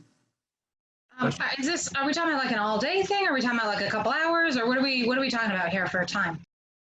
Closer to all day than a couple of hours. I think 9 to 4-ish, give or take, is what we've done historically, with some lunch and breaks and things built in. Okay, I'm taking back my thumbs up on the middle of the week thing then, because I work full time all day. So I'm taking back my thumbs up on that. Okay. Sarah, and then I saw Krista as well, I think. I would like to try to do it in person, socially distanced. I mean, if it's a nice day at Zeno, the possibilities are endless. Or at least partially in person. It's a long day. I mean, I think when you say 9 to 4, that's ambitious. I think we're usually not out of there. Well, because then there's a board meeting after the retreat. So we're out of there at like 6 or later. Yeah, so it's a long day. And I think, yeah, just being together would be good. And, I mean, like, we're trying to get the schools to be in person, and I don't know, I think we can try just a group of adults to be in person. Krista, I thought I saw a hand earlier. Ditto. I can't imagine doing an all-day Zoom. I think that would be fairly torturous and not that productive. Are you saying you're not in favor of an all-day Zoom? I couldn't hear that. Sorry, in person, please, if possible. Or several days of shorter Zoom meetings on similar topics, but an all-day Zoom, I think, would be a really bad idea. I wonder if we could just maybe do some thumbs and see how folks are feeling about an in-person retreat, at least for a good portion of the day, if not the entire day. All right, I'm seeing pretty much exclusively thumbs up there. Caleb and Liz, feel free to give a hands up if that, okay, I see a hands up from Caleb. Okay, so in person, good. And let's check Zeno. Do folks feel like Zeno is a place that we're still happy with and we want to keep it there? Great. I'm seeing thumbs up on that.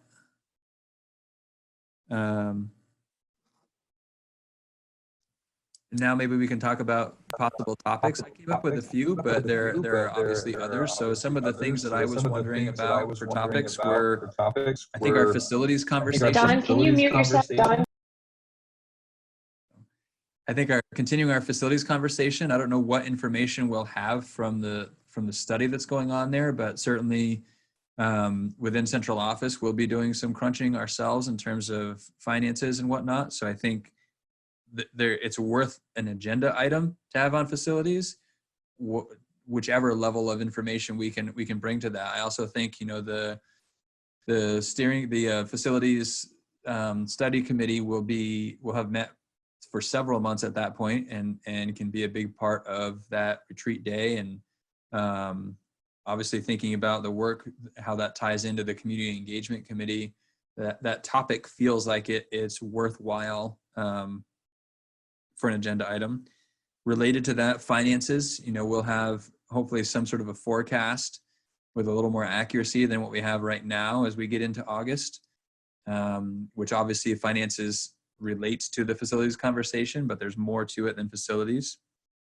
We obviously hopefully will have some much clearer plans about the fall at that point in time. So that can be a 2.8 communication to the board, let you know where those plans are at that point in time.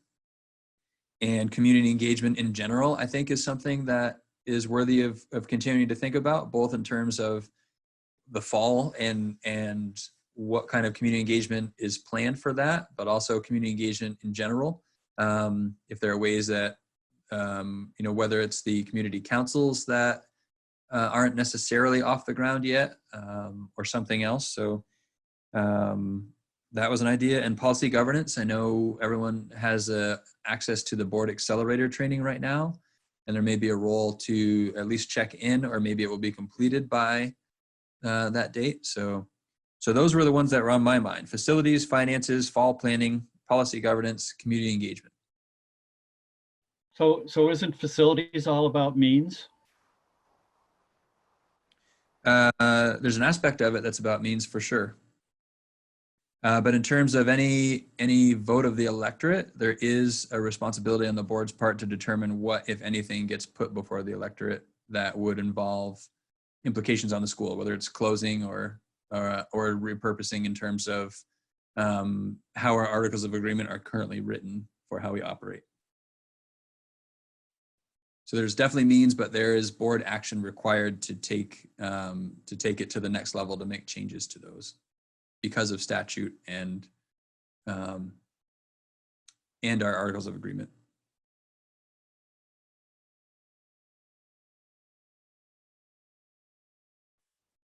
Do any of those sound like, oh, Katrina has something to add? Go ahead, Katrina. I just wonder if a small amount of time during the retreat might be timely in thinking about what type of data will be accessible and have to be massaged to inform your ends monitoring report for October, given how different the spring is. So we won't have SBAC data.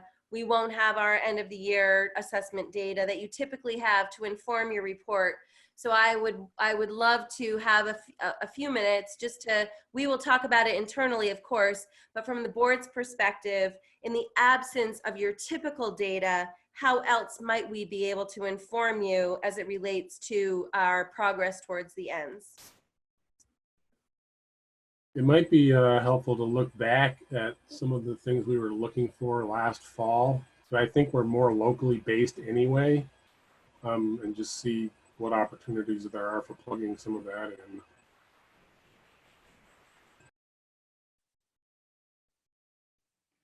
So were any of those topics that felt like were not topics we should include on an agenda for the retreat?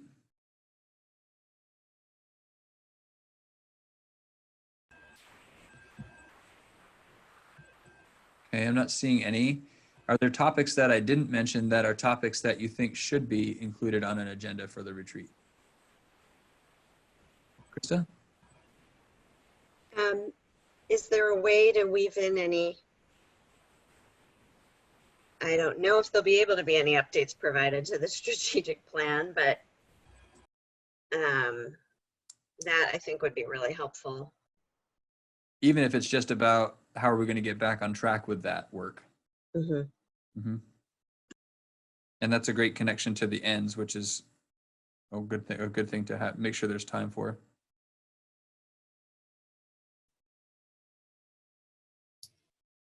is there room to add things? Because 3 months away is a long time right now.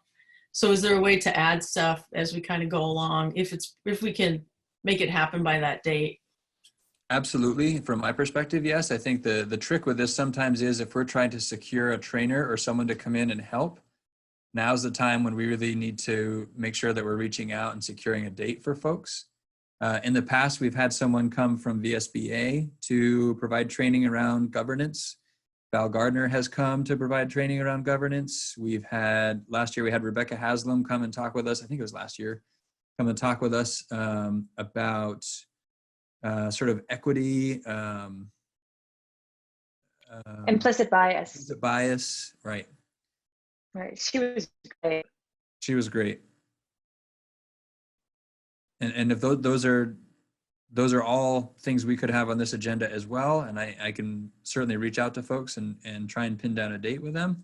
And sometimes their availability drives a little bit about when our retreat date lands too. So I haven't heard anything, with the exception of the policy governance potentially. There's the board accelerator work, but there are folks that we could reach out to see if they'd be available to come for a portion of that retreat to offer support. Forgetting the woman's name, but a woman that Don and I have been in communication with around the board accelerator program. I think she is available for hire to come and provide that kind of support in person. So we could look at that. It's Sue Mogenson? Yep. Another Sue. Is anyone feeling like we would benefit or from bringing someone in to help with any of these?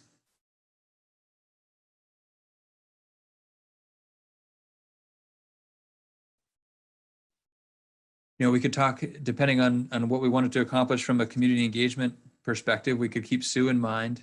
If there's anything there that we think she could help us through.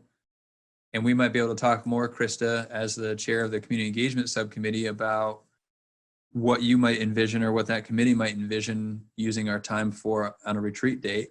And then we can see if that's something that makes sense to loop Sue into. And we can even talk with Sue about whatever that might be. So we could bring in Sue McCormick, Sue that Don just mentioned, I forgot that name already, and possibly Sue from the VSBA. We could have a day of Sues covering a range of topics for us. And we'd remember all of their names, which is wonderful.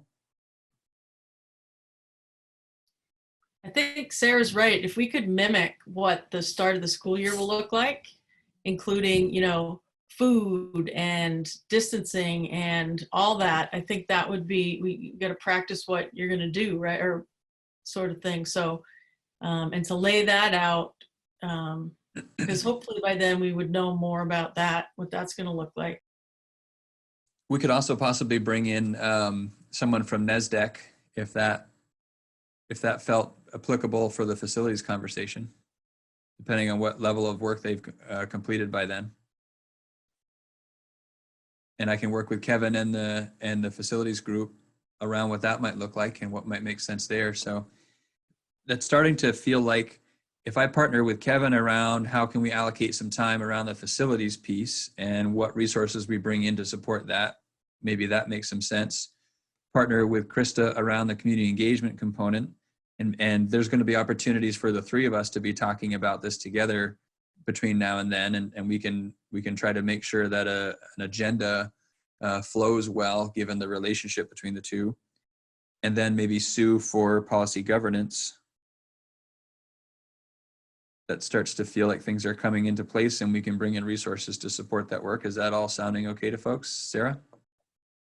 Yeah, and that sounds great. I'm wondering if, like, just to plant a little seed, if we could somehow have some of the conversation around community engagement, both reflection of where we've been and also looking forward to where we're going, and how what we've learned, specifically just talking about core values and how we're applying that, or how they currently are applied to our ends policies.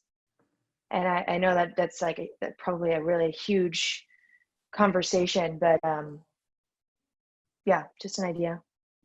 No, I think that's a good idea. And I think that's applicable to Katrina's comment about what's the data we're looking for. I think the fact that we have those core values can help inform the data that we look to to embed in the ends policy. So I think weaving core values with the ends language and the ends interpretation and the data we have available and the feedback from last year's ends monitoring report, that's starting to give some shape to what the ends monitoring report could look like and what some conversations at our retreat could be.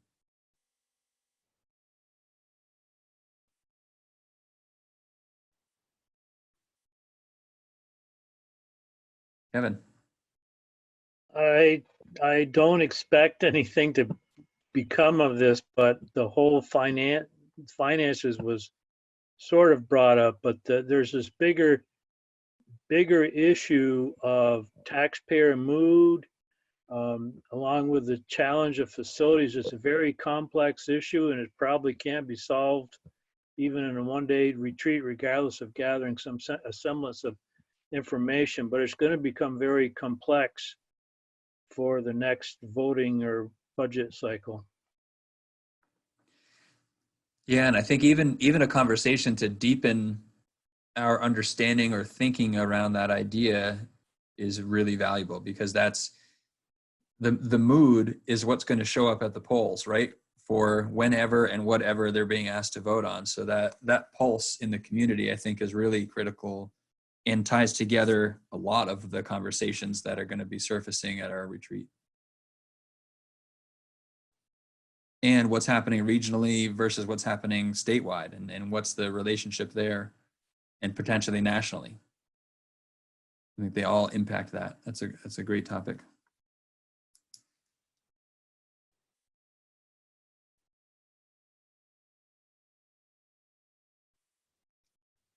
Generally, the taxpayer mood is we don't want to pay any more taxes. I think we can work from that.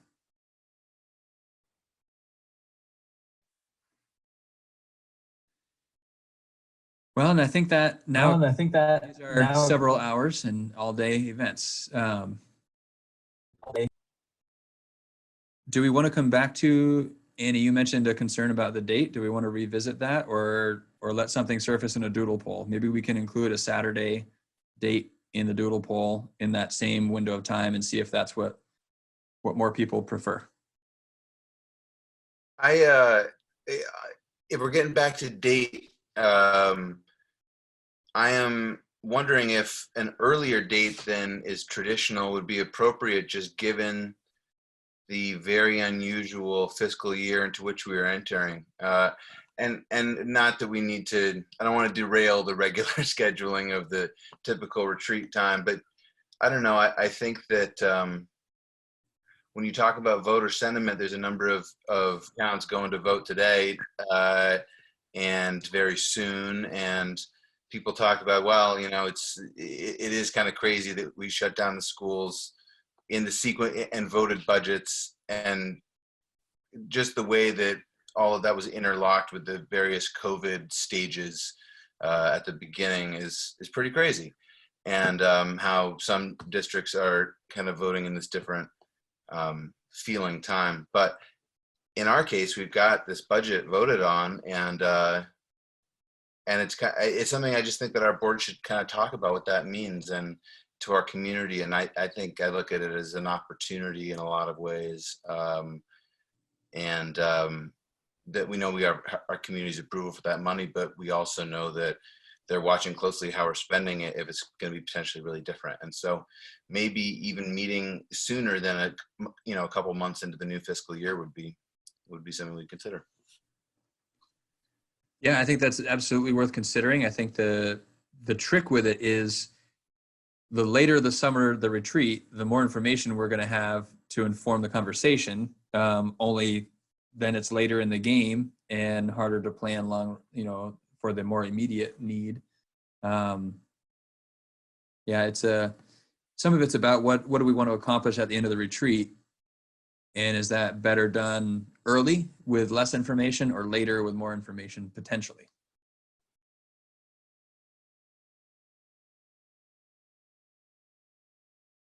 I think we should just put the dates out through the doodle poll and just see what surfaces amongst everybody, and because we have a few more things to get through tonight, and there's a great outline for the topics, and we can just work on the date online. Do you want me to put out an early to middle July series of dates as well, in light of what Caleb just offered, or stick with the middle of August range? Setting up the doodle polls easy, so that's, if that feels okay, I can do a sort of, and Yeah, I don't think it hurts just to put July dates in and no one picks them. That's fine. then we'll see where we go. Okay.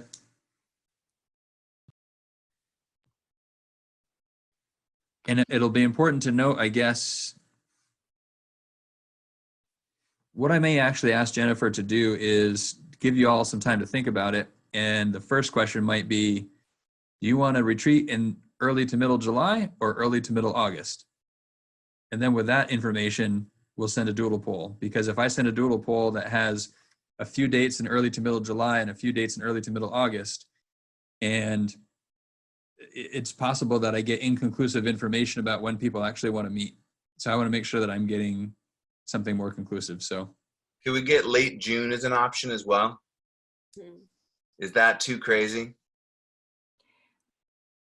I redefine what too crazy is in light of COVID-19. I don't think anything's too crazy. That is by far, that's not the craziest thing I've heard today. Right, and I don't want to add to the complication either, but it may also be a consideration to tease out the full day agenda might actually be more productive in 2 half days. So if part of the agenda is to be a training in policy governance or community engagement, maybe that happens separate from board business. And we're actually looking at a July date and an August date, potentially, that are 2 half days versus an entirely huge 8-hour day. I'll be there no matter what, just saying, but putting it out there. I'd be all in favor of putting the board meeting on a different date. I think that's that really takes a little bit of the excitement out of what we accomplished earlier in the day usually. And having been on the negotiating committee for quite a long time now, I'm not really excited about a meeting in June.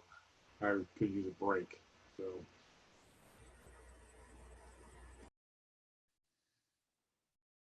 Okay, so I've heard late June, mid-July, and mid-August, possibly all of them, but shorter meetings. I'm not exactly sure how to get a read from the board on what you want. I will make any of those work. I just need to know what the will of the board is, and I'm not sure how to get it right now. So I just want to add that traditionally, there were no board meetings in July when the superintendent used to have 8 a month. So that's why I think it was always in August. There were like none, and it was hard to, because people were on vacation, it was hard to get people together anyway. I mean, this year that might not be a problem. So that's just why I think it was always in August, like 0. July was like the big 0. And people that was scatter in July, that is true. That was the agreement with the administrative team too. So if you want the administrative team to be present, the agreement, the gentleman's agreement way back when was you don't touch July. But things have changed.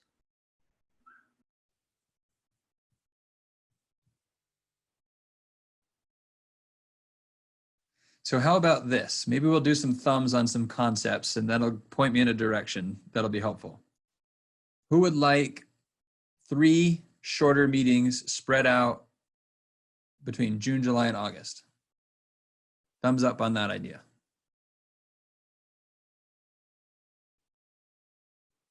Okay. I'm not seeing a lot of thumbs for that idea. Who would like 2 shorter meetings, 1 in July, 1 in August? More or less half days.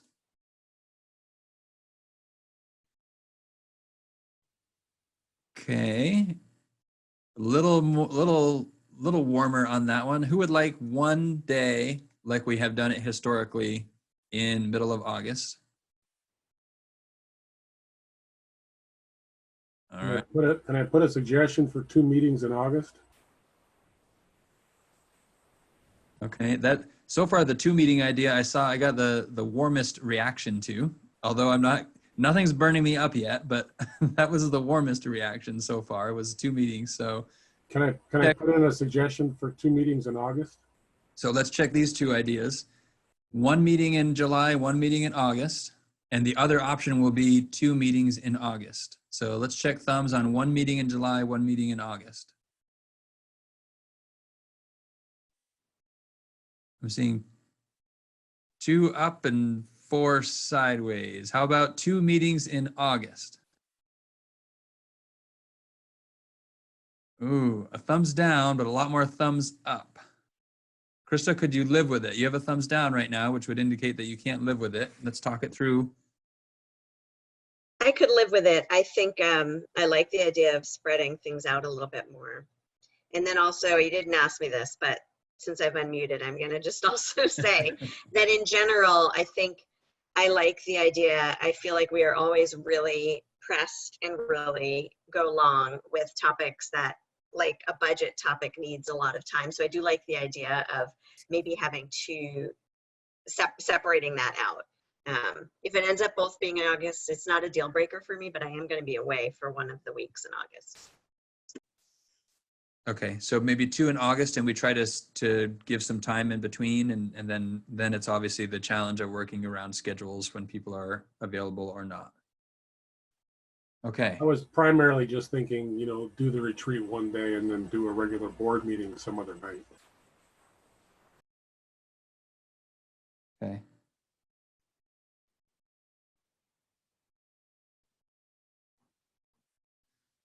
So give me a big thumbs down right now if you can't live with 2 dates in August.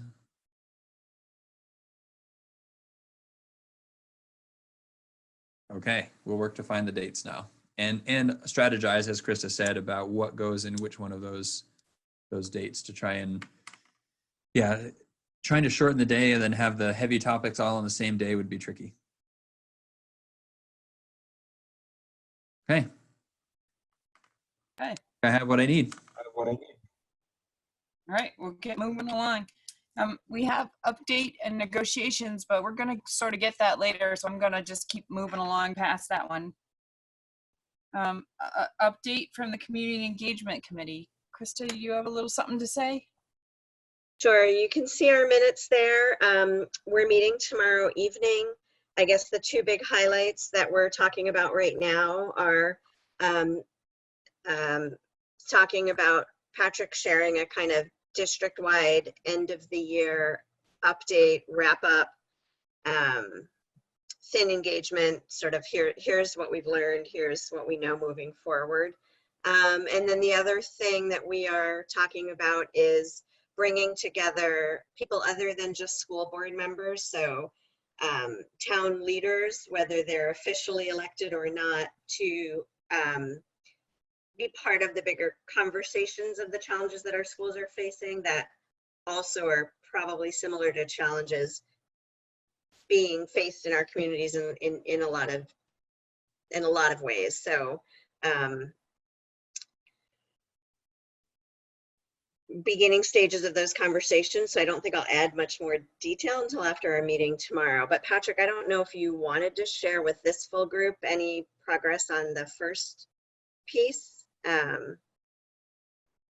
Yeah, so not a lot of progress at this point. Really trying to kind of sketch out the concepts that we want to address. I have talked with the admin team about what kind of message we want to send. So the idea right now is sort of almost like a town hall kind of video recording that's shared out, that's talking about what we've learned, what little bit we can share about what we know moving forward, and mostly the message being about we're on it, like we're here, we're supporting you, we care, we're working on this, and whatever it takes, we're going to make it work well for everyone.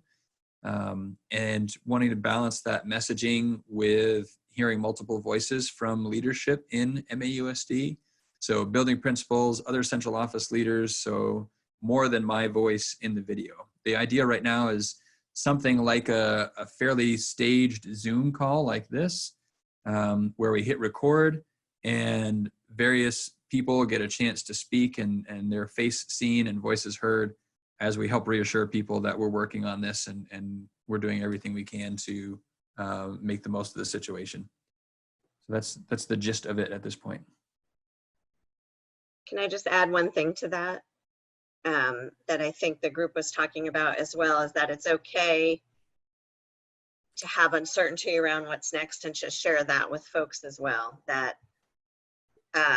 there's a concern about not having, connecting with folks when we don't know all the answers. But I think the consensus among the group was that people would like to hear from our educational leaders, even though they don't have all the answers. And even just hearing that they don't have all the answers is okay.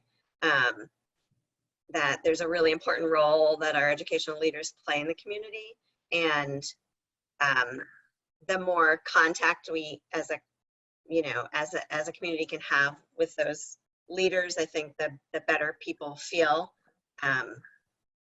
even when there aren't really concrete answers. I wonder if it would be helpful for this board or the district, I don't know, to have a policy around COVID, knowing that, COVID will be around our schools in the coming year to some degree, or there's a high likelihood.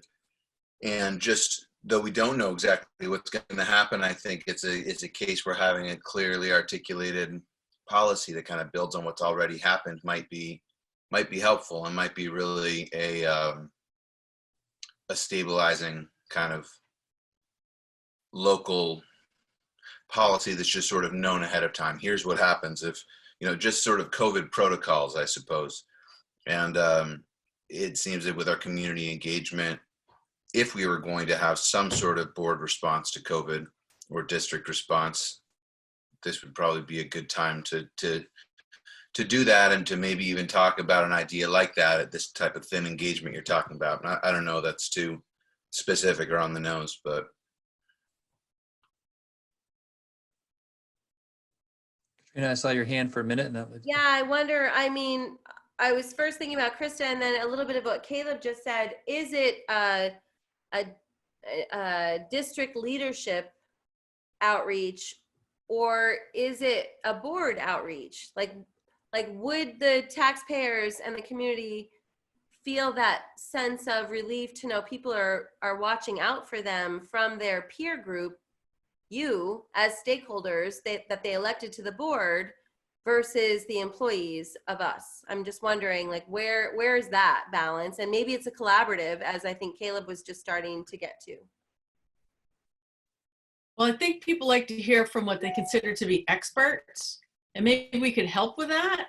But I think that there's, I guess the word at this time is solace in hearing from people who seem to have information in our leaders. So I would say maybe both, but certainly I think there's value in you guys doing something, not to give you more work or anything, but yeah.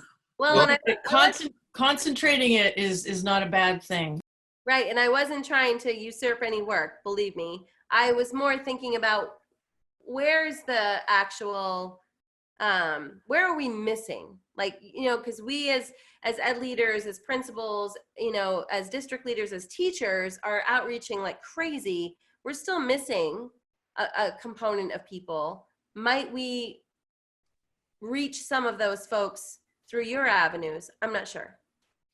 Well, I'm wondering, as you're talking, Katrina, really perhaps the potential is words of support from the board for the work we're doing as a district in helping to meet the needs of the community.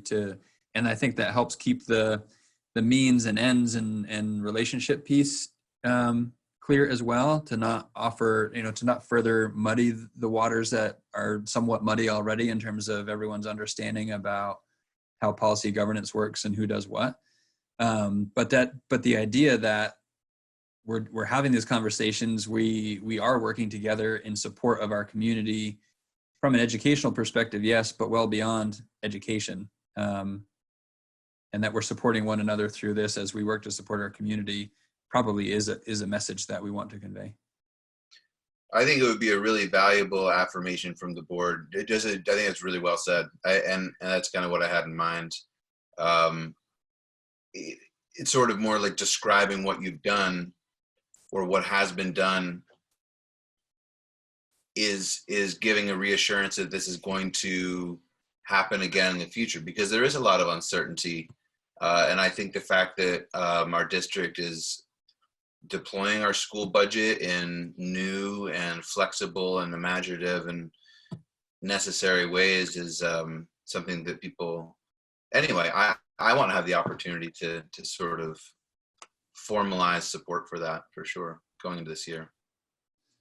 So I'm wondering, operationally then, if I sketch out not so much a script as much as a sort of conceptual frame of school leaders, inclusive of school board in its entirety, or a representation from school board, as well as building leaders and district leaders, and that we collectively as a leadership team send this message in a style like this. So it would be a recording of a bunch of faces on a screen like this, delivering that kind of message, hearing voices of board members, central office administrators and building administrators, and seeing as many faces up on that screen saying, we've got this.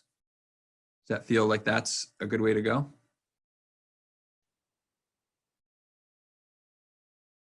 Okay. I'll factor that into my planning.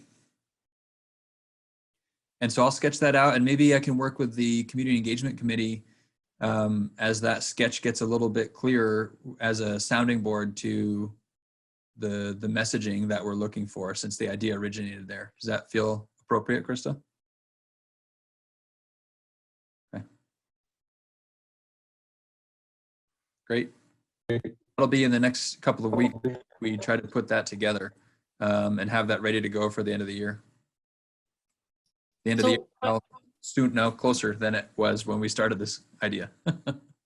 So one thing, that committee has people that aren't on the school board on it. And so I think some things are appropriate for board members to present to the community, and some things are appropriate for a mix of people to present to the community. But this feels more like something that's more important for, for this group to present to the community. So I don't know how, I mean, presenting it to the Community Engagement Committee would I don't know, because it's sort of it's your presentation, and we don't need to run it by the community to make the presentation that you're making and we're making. Do you know what I mean? I mean, I think we all probably have some input from people already in our communities about what they want. For instance, I found that I have mostly been clarifying either on Front Porch Forum or the Facebook page for Moncton, or presenting your, back at the beginning of this, Patrick, your messages to the community and putting it on that forum so hundreds of people could see it, because they're not maybe on the district web Facebook page or whatever. And people were like, yes, we want information, we want to know what's going on. And then some things have come up where people made, misstatements such as, oh, the school budget is getting revoted. And so I just gave some information saying, well, that's not the case, because now dozens of people are going off and talking about that, and that's not a thing. So, anyway, that's just one of my concerns, I guess, about that committee, is not muddying what is our work and then what is work we can do with people from the community at the same time. So it's just a thought. I have to appreciate that comment, Kristen, because it is sometimes unclear, right? I mean, as a Moncton resident, this is me not talking as assistant superintendent. I always appreciate your clarifications, Dawn, here at Moncton, like that you are out there and you are showing those links. And I agree with you. It may be unclear to the folks who don't have kids in the system or who aren't, getting communications from the school to understand why now is this person sharing this information. So yeah, if I'm interpreting what you're saying, a tighter sort of communication group out of the board or the district office seems cleaner than adding more other community members, if that's what I'm hearing you say. I would agree with that. And for clarity, I wasn't suggesting that the Community Engagement Committee be on the recording. so much as the place where the concept of messaging originated, for them to hear what the plan is and see if that conveys the message was all I was thinking. That it would be exclusively board members and building leaders that would be, and central office leaders that would be on the actual recording. But that, does this message convey what the community engagement committee is saying the community wants to hear? Just as a sounding board. And I don't disagree, Kristen, with your point that the board could also provide that sounding board because of your connection to the community as well. The idea is, I just want someone to bounce my thinking off and saying, is this the message that we're trying to send? Did we get that message across and what the plan is? And I would just add that this is possible in our recording. I would just add that there aren't a lot of parents on that committee except for us.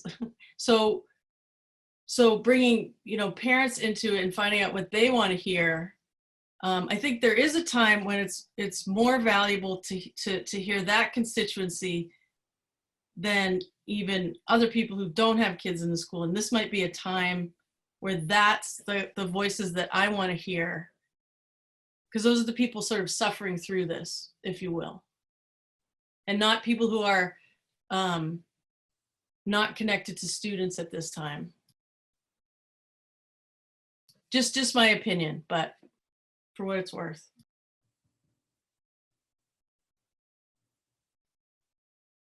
Yeah, I don't have a strong preference either way who the sounding board is to check the message that we're trying to send. I think both groups could offer something. I would just say that it would be great to have something go out sooner rather than later, whatever is the easiest to make happen, the most convenient, would be great. The charge of the committee is to think about how to ensure we are sharing input out to and getting input in from the community.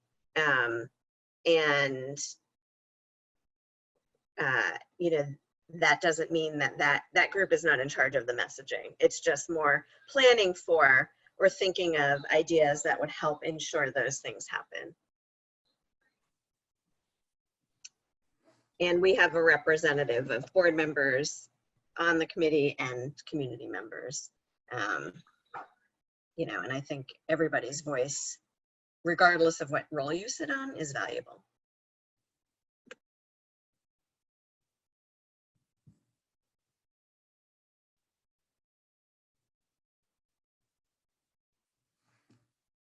Okay, I think I have what I need to move that forward. Okay, keep moving along. Update from the Facilities Feasibility Study Subcommittee. Kevin, that's you.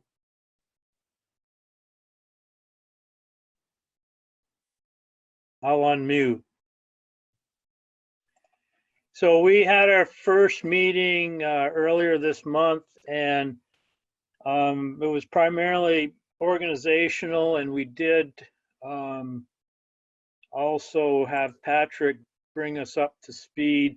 We've got an interesting mix. We've got administration, we've got board members who have put in a lot of hours and a lot of thoughts to this, but we also got two community members that have had some level of activity, but not nearly the level of activity that the board and administrative members of it have. So we took the first meeting we had to kind of like go through some background information and kind of talk about the vision. And that pretty much filled up an hour and a half of our hour meeting. That's where we're at. We've got another meeting first week in June. I think it's June 1st it is June 1st at 3 p.m. We're going to be talking a little bit about community values. Sue McCormick's matrix, if you will, or guide sheet. We'll be discussing that, trying to look at understanding some decision-making processes associated with that. And then Patrick is reaching out to the consultants to see when they could show up via Zoom, obviously, and do a little introduction so we could get a little discussion going with them as well. So that's what we're planning for this coming meeting.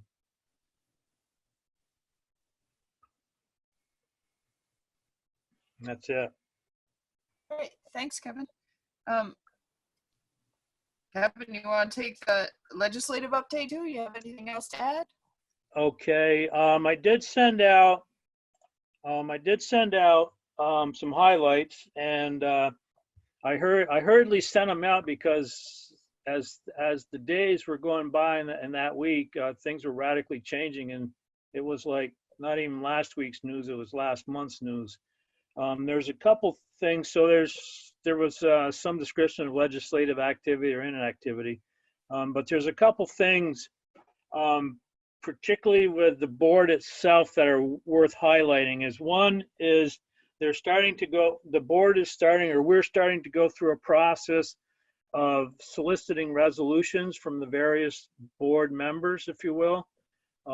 There's been an email sent out, and there'll be some further communications. So if we as a board are interested in influencing any sort of policy changes or not, we should be given that consideration. And I think the committee will be getting together in July, if I remember right,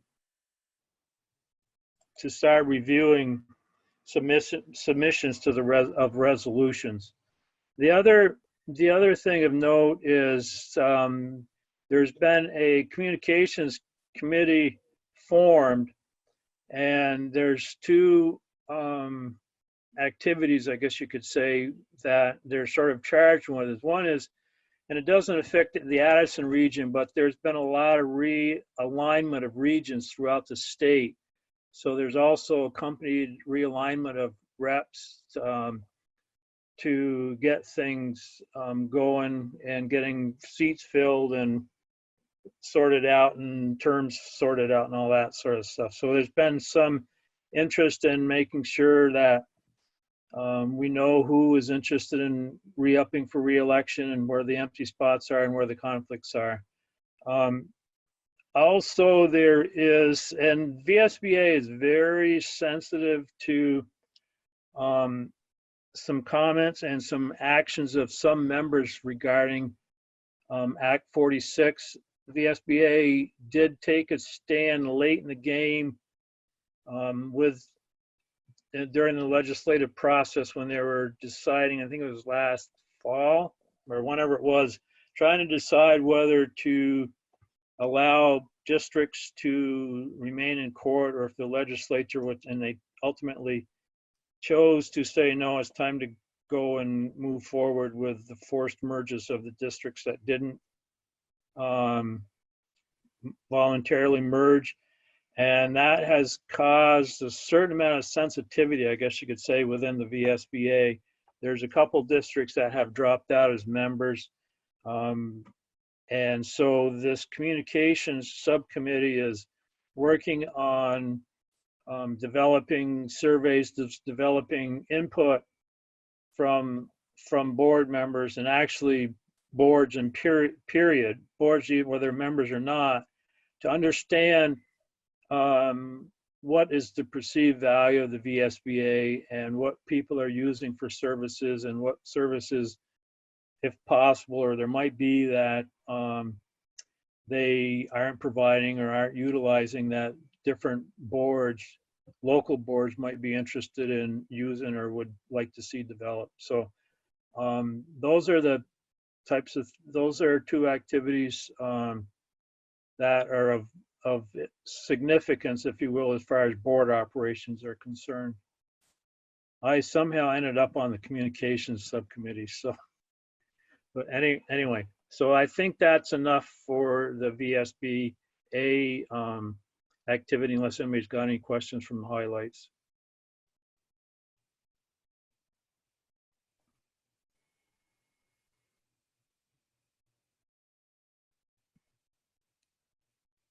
Okay, I don't see any questions, so we'll keep moving along. Next is an update on board communications. And Kristen, did you want to speak to that? There we go. So yeah, we've already talked about that a lot today. So how to tie it all together? I mean, there's administrative information that goes out. There's board committee information that goes out, and the committees are each doing their own communication. And then I've done some of the highlights from this meeting, and that's what people wanted, is some kind of a synopsis of stuff that is actually decisions we make or changes that are made, and then people can look at the minutes for the rest of the information, which isn't something that we need to share, that isn't timely. So I guess we don't need to decide it here, but are we going to have a cohesive sort of system for doing that? We've been using Front Porch Forum. In Moncton, we also use the Facebook page. But again, how to get information out so that the most people can have it. And obviously having it on the website is probably best, so that we can link to that and people can go there and get things. I mean, the website's a little bit messy right now. Just when you look at the front page, it's like boom, boom, boom, boom, boom, boom. So not something to decide today, but just how are we going to streamline that, I guess, and make things easily. We're going to broadcast, and we're going to have somewhere where people can go and get information, right? So I guess how are we going to broadcast more effectively than we are, I guess, or do we need to change it? Or so I guess I just have questions, but also, you know, maybe one person per town could be the main communication person. And I think that would be easier and I think it's not bad for us to do that, so that people, it's not just coming out from a blast from Patrick on Front Porch Forum, but there's a human touch to it. So those are just some ideas I've had that we don't have time now to talk about them, but maybe next month we could talk about that more. So I guess what I'll do is I'll put out an email if there's one person from each town that would be willing to do that, so that when something's created, they would be the people to disseminate it. Because there's lots of information in lots of different places, and for lots of different audiences. So just thinking about that. Like for instance, who would post like the video that you're going to make, Patrick, or where would that go? And so that the most people possible could possibly see it, I guess. So anyway, just some thoughts. One point of clarification I can add on that, and this I think feeds into the idea of talking about it further at the next meeting. You might recall many moons ago me mentioning work happening on a new website. That work has been slowed, but it has continued, and we have confidence, a fair bit of confidence, not certainty, but confidence that prior to your next board meeting in June, that the new, at least MAUSD website will be up and running. And that new website is much more student-centric, which to me is the greatest highlight, but it also, in that one place, in a very clear section of that website, has links to Facebook, Instagram, Twitter. It has feeds of pictures and news articles. And so it will be a much better go-to for everything than our current website is. And it will have to think about linking individuals' Front Porch Forum posts, for example, somehow to that website. I don't know quite how that would work. But Jennifer's been really leading the way in getting that work going, and understands the ins and outs of the website probably as well as anybody in MAUSD right now, so she can help facilitate that. But our website will be much better at achieving what the desired end is for communication than it currently is. Yeah, Krista? That's great news about the website. And Kristen, thank you for taking the lead on sending things out and assigning people to do that. And, you know, I think maybe like we've played around with how to be more seamless about communication after we developed a communications plan, but it might be worth revisiting, like what worked, what didn't work, what, you know, so that, because I agree, it's scattershot right now. And in an ideal world, we'd have a paid PR and marketing person to do all of this for us, but we don't. But there's so much good info and we want to get it out. And so from the work of the, you know, the board communication, I think it's outlined in that plan, but we, you know, it probably is worth looking at again. And some of it is clarified in there, but maybe it doesn't make any sense based on what it's been like this past year. Anyway, it's a good topic. And worth knowing too, you know, part of, as Jennifer took over the role as administrative assistant to the superintendent, in addition to that job description that I included in there was to help with sort of that public relations aspect. So she can be a resource in helping to even link communications that board members are sending out to individual towns or posting to district locations, social media, et cetera, to help make that work. So we can continue to partner with her to think about how to make that as seamless as possible. Thank you. Yeah, I'll look at the communications plan again before next month, and then we can just bring it up again. Thank you. All right. Any other questions? Okay. So the next thing we're down to is an executive session, and I'm just checking. It looks like Bella did go. Okay. So we are going to need an executive session for two reasons. One is Title I BSA 5, Section 313A, an employee.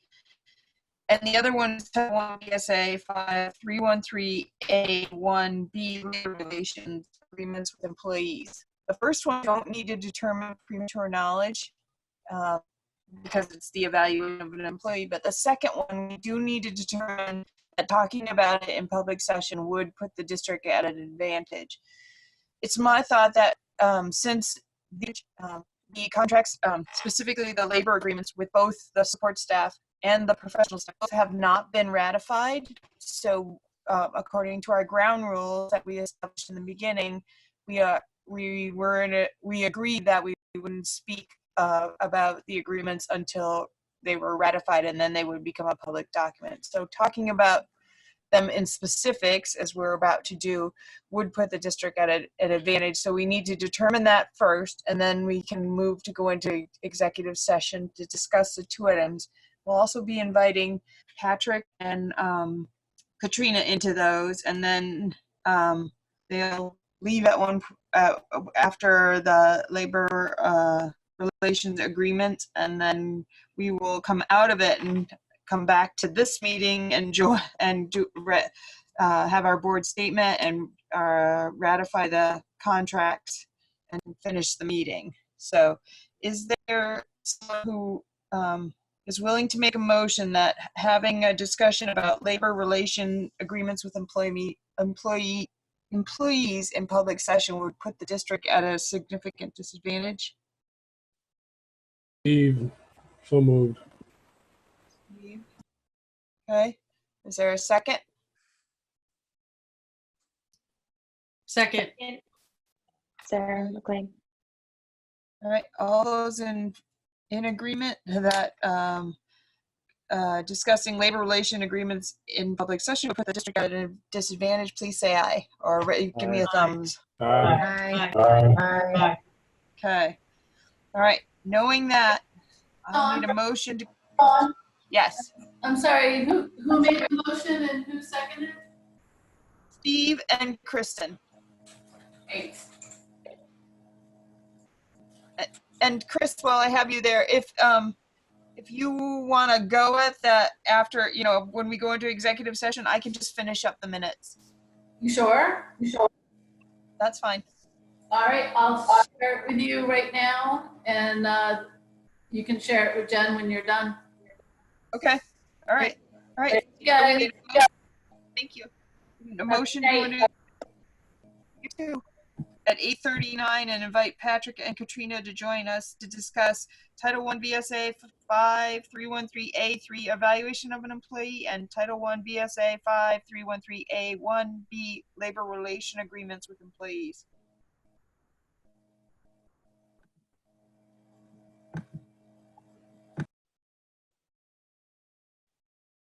And then Floyd and Susan, you're all set? You're all set? Stick around for us coming out of executive session. And Don, I think you have a new invitation that we should be going to. Yeah, I sent it in an email. So If I can, but we have to get. I'm going to pause this recording, so we won't be recording on my screen anymore. And I'm going to mute everyone. And if you can turn your camera off. I need a motion first. Oh, sorry. I thought we had that. No, they all went So quiet on moved, me. Sarah McLean. Don, what was the motion for before if we didn't cover it already? Because we have to determine premature knowledge would put the district at a disadvantage first in order to go into executive session to discuss the labor. Right. The double motion. The double motion.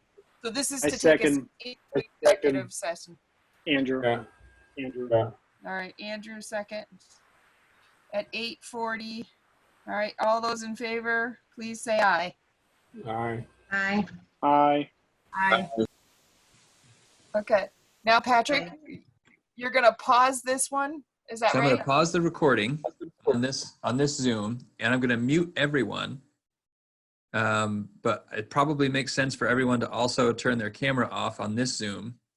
So this screen will be not recording. It will not have any voices heard, and it wouldn't have any faces seen, just to cover our bases. So we're in the other Zoom for executive session. And when we exit executive session and we resume. Patrick, it's not going to let you be on two calls at once, I'm pretty sure. You're going to have to leave this and come back to it. Oh, okay.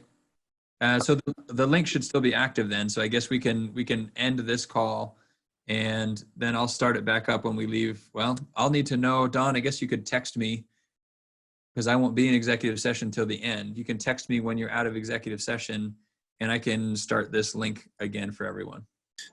And you can also just stay on it, Patrick, and we can all just leave and then rejoin, and you'll see us pop back in. Okay, that works. Well, Patrick's going to have to be on two calls then, because he's got to be in part of this other session.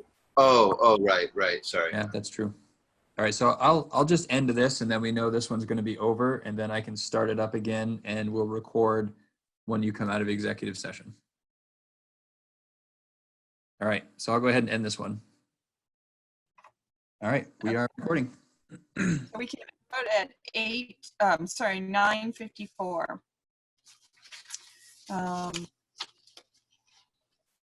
Is everybody, okay, so the board really just wants to announce that we are in support of all the work that went down around to come to the agreements with the employees and the professional staff, and more details will be forthcoming is our statement at this time. All right, so now we need to take action to ratify the support staff and professional staff collective bargaining agreements and authorize the chair to sign on behalf of the board. So moved. Steve. I second Andrew.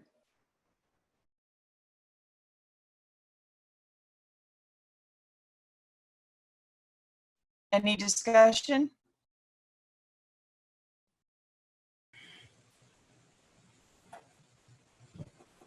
All right, all those in favor of ratifying the support staff and professional staff collective bargaining agreements and authorizing the chair to sign on behalf of the board, please say aye.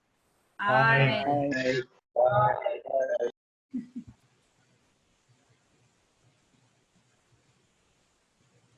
Is there any public comment at this time? Besides, woohoo! Woohoo! Sorry.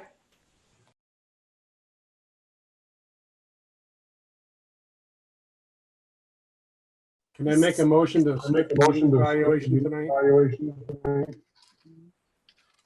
I think we can, given the late hour, we can definitely skip it tonight. All right. Is there a motion to adjourn? So moved, At Andrew. 9:58? So moved, Andrew. Andrew? Second, Is there a second? Sarah. All right.